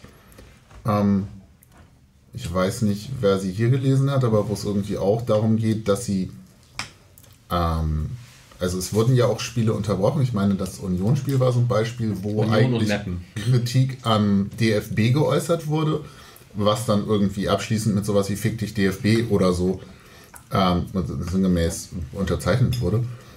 Und in dieser Stellungnahme schreiben sie ja, das finde ich reflektierter, als ich erwartet hätte sogar, dass der Verband natürlich diese Kritik abkönnen muss und dass es eigentlich nur um persönliche Beleidigungen geht. Sie werden sich trotzdem sehr daran messen lassen müssen, ob sie diese Linie jetzt weiter durchballern, und zwar nicht nur, wenn es gegen Herrn Hopp geht. Ja. Ganz interessant ist ja, dass man, ich habe das zumindest heute Morgen im Kicker gelesen, dass man ja offensichtlich vor dem Spiel in Hoffenheim darauf vorbereitet war und sich schon abgestimmt hatte, was passieren könnte an dem Spieltag. Dass das also quasi auch nicht, wie es dargestellt wurde, spontane Aktionen waren, sondern durchaus auch irgendeine Strategie dahinter steckt. Und dann wird es natürlich wirklich ein bisschen spooky, weil die Büchse der Pandora wurde geöffnet und Julian hat es ja eben schon gesagt, wie willst du das Ding wieder einfangen? Jetzt ist irgendwie die Pistole gezogen. Und wenn das wirklich so ist, dass quasi für den Fall, dass die Aktion so geplant war, wie sie dann am Ende abgelaufen ist oder zumindest in ähnlicher Form schon vorbereitet war, ist das schon wirklich sehr bedenklich irgendwie. Und da frage ich mich dann tatsächlich, fehlt es da an Fachkompetenz oder Einblick oder an Überblick, oder legen Sie es tatsächlich darauf an, irgendwie auf die totale Eskalation, die tatsächlich ja im Moment möglich ist oder im Raum steht, solange da nicht irgendjemand mit einer Lösung um die Ecke kommt, und die scheint im Moment nicht zu kommen. Und mit die Aktion meinst du jetzt, dass die Spieler sich den Ball zukicken, oder? Nee, das natürlich nicht konkret. Ich glaube, das wäre bei einem knappen Spielstand auch wahrscheinlich so nicht weitergegangen, das ist relativ klar. Aber dass man konsequent in das Spiel, also eingreifen wird, das Spiel unterbrechen wird und die Möglichkeit des Spielabbruchs irgendwie zur Disposition stellt. Also das hat man scheinbar tatsächlich letzte Woche so verkündet. Das soll am Donnerstag auch schon in so einer Randnotiz beim Kicker sogar drin gestanden haben, dass man diesen viel erwähnten 3-Stufen-Plan der UEFA, der ja sich eigentlich nur in Anführungsstrichen gegen Rassismus und Diskriminierung richtet, dass man den jetzt innerhalb des DFB auch explizit auf Beleidigungen, und ich glaube Beleidigungen gegen Einzelpersonen, erweitert. Und das ist jetzt natürlich schon wieder so einerseits allgemein gehalten, aber andererseits auch so spezifisch auf die Personalie Hopp zugeschnitten, weil es wird ja in den allerseltensten Fällen eine Einzelperson auf Tapeten beleidigt. Es ist immer ein Diss zwischen Fangruppen, und der ist in vielen Fällen halt einfach auch platt, oftmals rassistisch oder sexistisch, aber ich würde schon ganz gerne jetzt mal sehen, wenn wir jetzt am Wochenende gegen Dresden spielen würden und der von dort bekannte Niveau-Limbo weitergeführt worden würde, ob das reicht, um das Spiel zu unterbrechen. Oder ob das dann wieder, ja, das diskriminiert keine zugreifende Person. Und deswegen muss ich da nicht unterbrechen. Ja, zumal die Argumentation bei dem, Gott, ich kriege es jetzt nicht mehr richtig zusammen, aber Schalke-Hertha-Spiel, warum das dann nicht unterbrochen war ja auch irgendwie, ja, der Schiedsrichter hat es halt nicht mitgekriegt und dann erst 20 Minuten später, und dann kannst du ja auch nicht mehr reagieren, so, ne? Irgendwie mit bei Torunariga meinst du? Genau, Torunariga. Ja. Es wirkt halt alles gerade noch sehr an den Haaren herbeigezogen, damit sie eben am letzten Wochenende gegen diese Hauptnummer vorgehen können. Ja. Was ich ein bisschen nervig finde tatsächlich ist, dass dieser Aspekt Beleidigung nahezu nicht eingeordnet wird. Also auch die vernünftigeren Stimmen sagen alle, oh, Leute beleidigen geht gar nicht. wo wir uns wahrscheinlich grundsätzlich alle irgendwie einig sind. Aber wenn man sich dann anguckt, ich würde schätzen, in Deutschland gibt es 1 Million Beleidigungsdelikte täglich. Davon gehen wahrscheinlich ziemlich wenige vor Gericht. Auch Antragsdelikt, wenn man es anzeigt, sagt die Staatsanwaltschaft, das interessiert uns nicht. Dann hat man da in Hoffenheim eine initiale Beleidigung, die der Herr Hopp überhaupt nur ausfindig machen konnte, weil er ein Richtmikrofon installiert hat. Sozusagen, um dann die entsprechenden Beleidigungen auch zu hören. Und einen Staatsanwalt, der sich dahinter klemmt, das alles auch noch auszuermitteln. Also an der Stelle ist man schon in einem Bereich, in dem der Rechtsstaat normalerweise wegen Beleidigungen überhaupt nicht geht. Und da hat man dann ja überhaupt erst den Auslöser für Beleidigungen auf Tapeten. Und da finde ich, wenn sich auch vernünftige Stimmen in die Diskussion einmischen und sagen, ja, wir sind uns alle einig, es geht überhaupt nicht, wen zu beleidigen, dann sollte man zumindest das auch nochmal kontextualisieren. Ja, man sollte eigentlich mal Renate Künast fragen, wie die damit umgeht. Also was für die so Beleidigungen sind und was sie Herrn Hopp raten würde in dem Fall.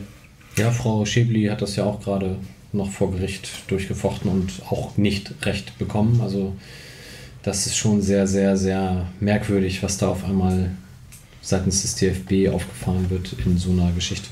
Eine andere Ebene in der Diskussion finde ich, dass der Protest gegen Hopp, der ist ja überhaupt nicht neu, sondern auch dieses Ding mit Dortmund, mit der Fanszene, besonders mit der Dortmund, das schwelt ja auch schon länger.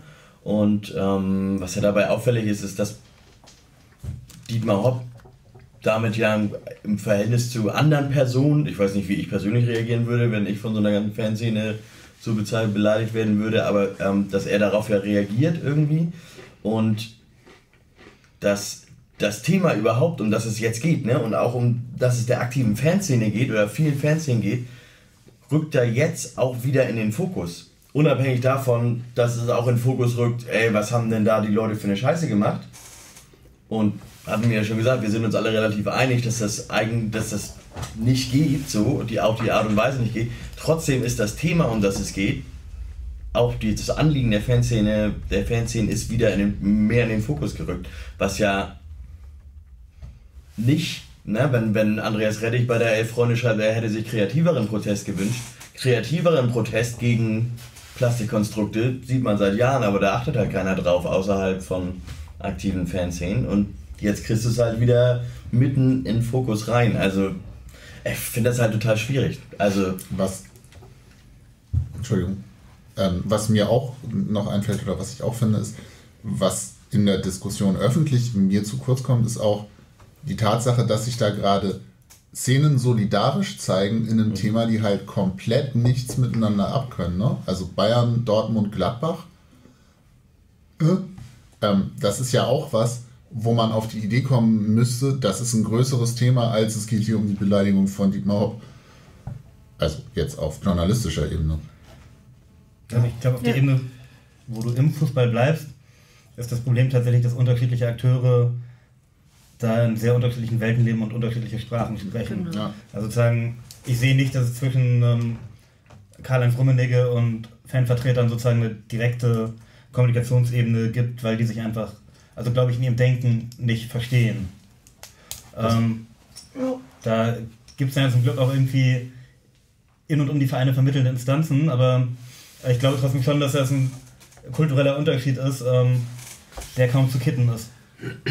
Das denke ich auch, das wird irgendwie sehr, sehr schwierig werden, aber es ist schon spannend, jetzt mitzuerleben oder live vorgeführt zu bekommen, wie weit diese Welten dann doch auseinander sind. Ne? Wie oft du irgendwie von den sportlich Verantwortlichen so diese Klischeesätze hörst, wie von wegen, was soll denn das ganze Theater, wir wollen ja alle nur schön Fußball gucken.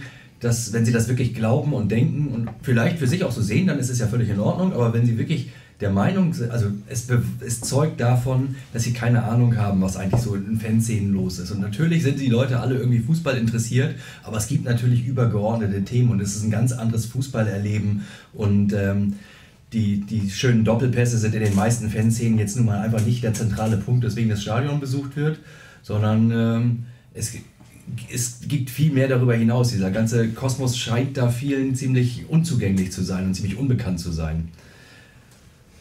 Von daher wird es sehr schwierig werden, dieses Thema irgendwie wieder aufzulösen oder da zu einer vernünftigen Lösung zu kommen. Wobei, es gibt ja auch in der medialen Diskussion ganz vernünftige Stimmen. Ich erinnere mich zum Beispiel, es gab einen sehr, sehr guten, also einen ziemlich guten Kommentar auf jeden Fall in der Zeit. So, also da ist ja Hopfen und Malz nicht verloren. Auf der anderen Seite weiß ich nicht, wenn man irgendwie so Kicker liest, hatte ich ja vorhin schon erzählt, ich habe heute Morgen in meinen Kicker reingeguckt und ich glaube 4-5 Seiten behandelt die Zeitschrift das Thema und was ich am allerschlimmsten fand, dass wirklich kein Artikel und kein Kommentar ohne das Wort Rassismus auskommt in diesem Zusammenhang. Also das finde ich wirklich wahnsinnig unerträglich. Also wir sind uns alle darüber einig und wir beschäftigen uns ja mit der Materie auch schon seit Jahren, dass Rassismus ein Thema im Fußball schon immer war und auch immer noch ist und ein wirklich ganz wesentlich, dass es eine Thematik ist, an der man immer weiterarbeiten muss. Aber der Kontext, in den das jetzt gesetzt wird, mit den Protesten jetzt ganz konkret von der Schickeria beim Spiel, allein, dass man diesen Kontext setzt, wenn der überhaupt nicht vorhanden war, ist halt vollkommen falsch. Und das war ja auch, es versucht halt die gesamte oder auch gute Teile von Fanszene, die natürlich sich auch fragwürdig verhalten, mal irgendwie zu diskreditieren und in den Dreck zu ziehen. Das ist eine sehr billige Methode irgendwie von der öffentlichen Polemik, die da irgendwie gefahren wird, die auch, finde ich, ziemlich gefährlich ist irgendwie. Weil gerade Szenen wie München, die natürlich auch nicht, da ist auch nicht alles Gold, was glänzt, ne? Aber die haben wirklich in den letzten Jahren so dermaßen aktiv sich auf dem Gebiet eingesetzt und progressiv eingesetzt, antirassistisch gearbeitet, haben den Julius-Hirsch-Preis gewonnen. Genau, das wird natürlich, aber dieser Kontext wird immer gesetzt. Die Beleidigung und der Rassismus, schlimm, schlimm, schlimm beim Fußball. Nee, es sind zwei völlig verschiedene Paar Schuhe, auch wenn die Beleidigungen konkret so scheiße waren, aber das ist halt echt ein sehr gefährliches Spiel, was da getrieben wird. ich glaube, das war ja auch in meiner Wahrnehmung was das dann in der Diskussion so hochkochen hat lassen, dass eben ganz viele Menschen, die sich antirassistisch, antisexistisch seit Jahrzehnten teilweise einsetzen, dann plötzlich im Prinzip das als Schlag ins Gesicht empfinden, dass jetzt halt wegen dieser Lex Hop oder Causa Hop da plötzlich was passiert, während du irgendwie dir Jahre vorher irgendwie einfach den Mund fusselig redest und den Arsch aufreißt und es ändert sich halt nichts. Und jetzt ist da, ein älterer, weißer, sehr wohl situierter Herr, der sich beleidigt fühlt und plötzlich geht es dann doch. Das ist ja dann nicht nur dieses ins Kontext setzen, was jetzt in den ganzen Artikeln passiert und in den ganzen Stellungnahmen im Sinne von, ja, und das kann man doch nicht machen, weil das wäre ja genauso schlimm. Nee, ist es nicht. Sondern halt auch die Kontextualisierung über Handlungen einfach, die da ja auch komplett aus dem Ruder läuft gerade. In Relation zu dem, was bei anderen subjektiv empfunden viel schlimmeren Dingen irgendwie alles nicht passiert. Ja, aber das, was Sven auch sagt, passiert halt immer weiter. Also der Kicker macht irgendwelche komischen Brücken auf. Herr Keller, DFB-Präsident, sitzt im Sportstudio und erzählt irgendwie, dass die Niederlande und England nur deswegen so viel gegen Rassismus tun, weil es da halt nötig ist im Gegensatz zu uns, ja, wo man nur innerlich zusammenbrechen kann. Der DFB hat in dieser Stellungnahme, die Sebastian vorhin schon erwähnt hat, heute wieder die Brücke geschlagen zu den Vorfällen in Hanau und dass man doch direkt danach nicht sowas machen könnte, wo man auch nur denken kann, Alter, das gibt's doch gar nicht, dass ihr diese Zusammenhänge herstellt. Wirklich völlig abstrus, völlig wahnsinnig. Und aber sie kommen ja damit durch. Und wenn man die meisten Medien am Samstag gelesen hat, das war ja ein Betroffenheitsjournalismus. Also da sind ja offenbar irgendwelche Kinder geschlachtet worden auf dem Spielfeld. Anders kann man das ja kaum noch darstellen. Und wenn man gesehen hat, wie Herr Rummenigge fast mit Tränen in den Augen Herrn Hopp in den Arm genommen hat auf der Tribüne und die beiden dann Hand in Hand an den Spielfeldrand marschiert sind, begleitet von Standing Ovations des Hoffenheimer Publikums. Entschuldigung, aber also kaltes Kotzen trifft es dann gerade noch mal eben so. Also das war schon echt beschämend. Und hat Sven vorhin auch gesagt, ich hätte gerne mal gesehen, wenn das noch 0-0 gestanden hätte. Ob die sich dann da auch 13 Minuten hinstellen, um den Ball zu schieben. Da kann sich jetzt Hoffenheim natürlich für abfeiern, dass sie das gemacht haben. Ja, die lagen aber 6-0 hinten. Und Bayern würde auch gedacht haben, ja scheiße, wenn wir jetzt hier irgendwie noch was machen, was die Stimmung anheizt, nachher kommt da doch nochmal eine Tapete hoch und dann wird das abgebrochen und wir führen hier 6-0 und das fällt gegen uns. Ist auch blöd. So, also gut, ist jetzt alles müßig, weil es auch alles Spekulation, aber dieser Samstag, wer das wirklich live oder auch im Nachhinein in der Sportschau verfolgt hat, dieses Spiel Hoffenheim-Bayern, das war so zum Fremdschämen und es war einfach nur ganz, ganz, ganz erbärmlich. Die gute alte Sportschau, das war wirklich, das war ja so ein bisschen wie Footballs 9/11, wie das kommentiert wurde. Ab heute wird nichts mehr so sein, wie es jemals war. Ja. Und meine absolute Lieblingsszene war, wie ein paar Hoffenheimer Fans beim Spielstand von 0:6 unten am Zaun standen und einen Spielabbruch gestisch eingefordert haben. Meine Güte. Und es wurde sehr wohlwollend kommentiert. Ja. Was man, glaube ich, extra nochmal betonen kann und sollte, ist sozusagen, dass es eigentlich im Kern auch ein ziemlich demokratisches Anliegen ist. Weil genau darum geht es ja genau bei der Frage Hopp und auch RB, nämlich irgendwie um einerseits eingetragene Vereine sozusagen als mitgliedergeführte Strukturen, wo Leute sowas lernen können, wie Partizipation, Beteiligung, Abstimmung und so weiter. Und auf der anderen Seite irgendwelche KGaAs, die von Investoren einzeln gelenkt werden oder zu Anteilen einzeln gelenkt werden. Und das ist im Prinzip das, was da Fanszene-seitig geführt wird, mit welcher Wortwahl auch immer, schon irgendwie auch ein Kampf um so kleine, erlebbare demokratische Strukturen in der Gesellschaft ist. Also eigentlich müssten den allen irgendwelche Demokratiepreise hinterhergeworfen werden. Ja, das wird wahrscheinlich nicht passieren. Wahrscheinlich nicht. Gut, ich denke, wir haben das allumfassend und relativ ausführlich behandelt. Und allumfassend sicher nicht, aber ausführlich auf jeden Fall. Ja, ausführlich, und wahrscheinlich ist auch inzwischen tatsächlich auch außerhalb dieses Mediums so ziemlich alles gesagt worden, nur halt noch nicht von jedem. Aber es gibt da, glaube ich, viele lesenswerte Artikel zu inzwischen, was am Samstag, glaube ich, noch durchaus anders war, als da nur die eine Seite beleuchtet wurde. Was wir jetzt völlig vergessen haben, und es ist mir sehr unangenehm, ist, wir haben vergessen, uns zu bedanken, A, bei der Kervida Kreativbrauerei und B, bei Emmas Konditorei. Wir werden beide verlinken. Wir müssen auf jeden Fall nochmal sagen, dass dieser Cheesecake mit Himbeeren ein Gedicht war. Ganz, ganz großartig. Und das Bier hatte Johnny vorbereitet, zumindest nochmal einmal zu erwähnen, welches wir bekommen haben. Wir haben neben dem Roadrunner und dem Übernormal Null, was beides alkoholfreie Biere sind, das eine kennen wir schon als das alkoholfreie IPA, das Übernormal Null. Und der Roadrunner ist neu, das ist quasi ein Coffee Stout, da können wir nachher nächstes Mal noch viel zu erzählen. Da gibt es den frischen Traum, es ist immer so, dass bei der Hopfenernte wird fast in jeder Brauerei mit dem frischen Hopfen auch was gemacht. Normalerweise macht man das mit Hopfenpellets, aber zur Hopfenernte wird immer mit frischem Hopfen eingebraut, das schmeckt dann immer noch so eine Idee anders. Das hat die Kervida Kreativbrauerei diesmal mit dem Riedenburger Brauhaus gemacht, haben mit dem Frischhopfen ein Pale Ale gebraut, haben ein bisschen anderen Hopfen diesmal genommen. Bio-Kalister-Hopfen, den geerntet auf dem Biohof Eckert und direkt ins Sudhaus gebracht. Gebraut haben wir unser Wet Hop Pale Ale 2019 mit Bio Pale Ale Malz. Das ist also alles auch total gesund und gut, was Bier ja auch so ist. Gibt es nur limitiert, also guckt euch nach, ob ihr das im Edeka zu greifen bekommt. Es lohnt sich auf jeden Fall. Sehr schön. Und vielleicht an der Stelle nochmal Grüße an das gesamte MillernTon-Team. Wir hatten kürzlich Weihnachtsfeier im Museum. Da waren sowohl von Emmas als auch von Kervida diejenigen welchen da. Und es war ein ganz, ganz toller Abend und es hat uns großen Spaß gemacht. In diesem Sinne, wir sprechen uns, glaube ich, Ende März dann wieder. Und bis dahin haben wir dann ja weitere 3 Siege auf dem Weg zum 3. Tabellenplatz eingefahren. Ich habe das durchgerechnet. Wenn alles so läuft, müssen wir uns tatsächlich mit Heidenheim so ein bisschen um den 3. Platz streiten. Steigt der HSV noch ab? Nein, sie arbeiten zwar dran, aber werden das im gesicherten Mittelfeld abschließen. Und wir werden mit 2 Punkten Vorsprung auf Heidenheim auf dem 3. Platz landen. Sehr gut. 59 Punkte sind theoretisch noch, also insgesamt 59 sind zu vergeben. Und wenn wir das alles so machen, wie ich mir das vorstelle, dann sind wir 2 Punkte vor Heidenheim. Hast du dann die erste Tabelle, erste Liga auch durchgetippt, damit du weißt, gegen wen wir in der Relegation ran müssen?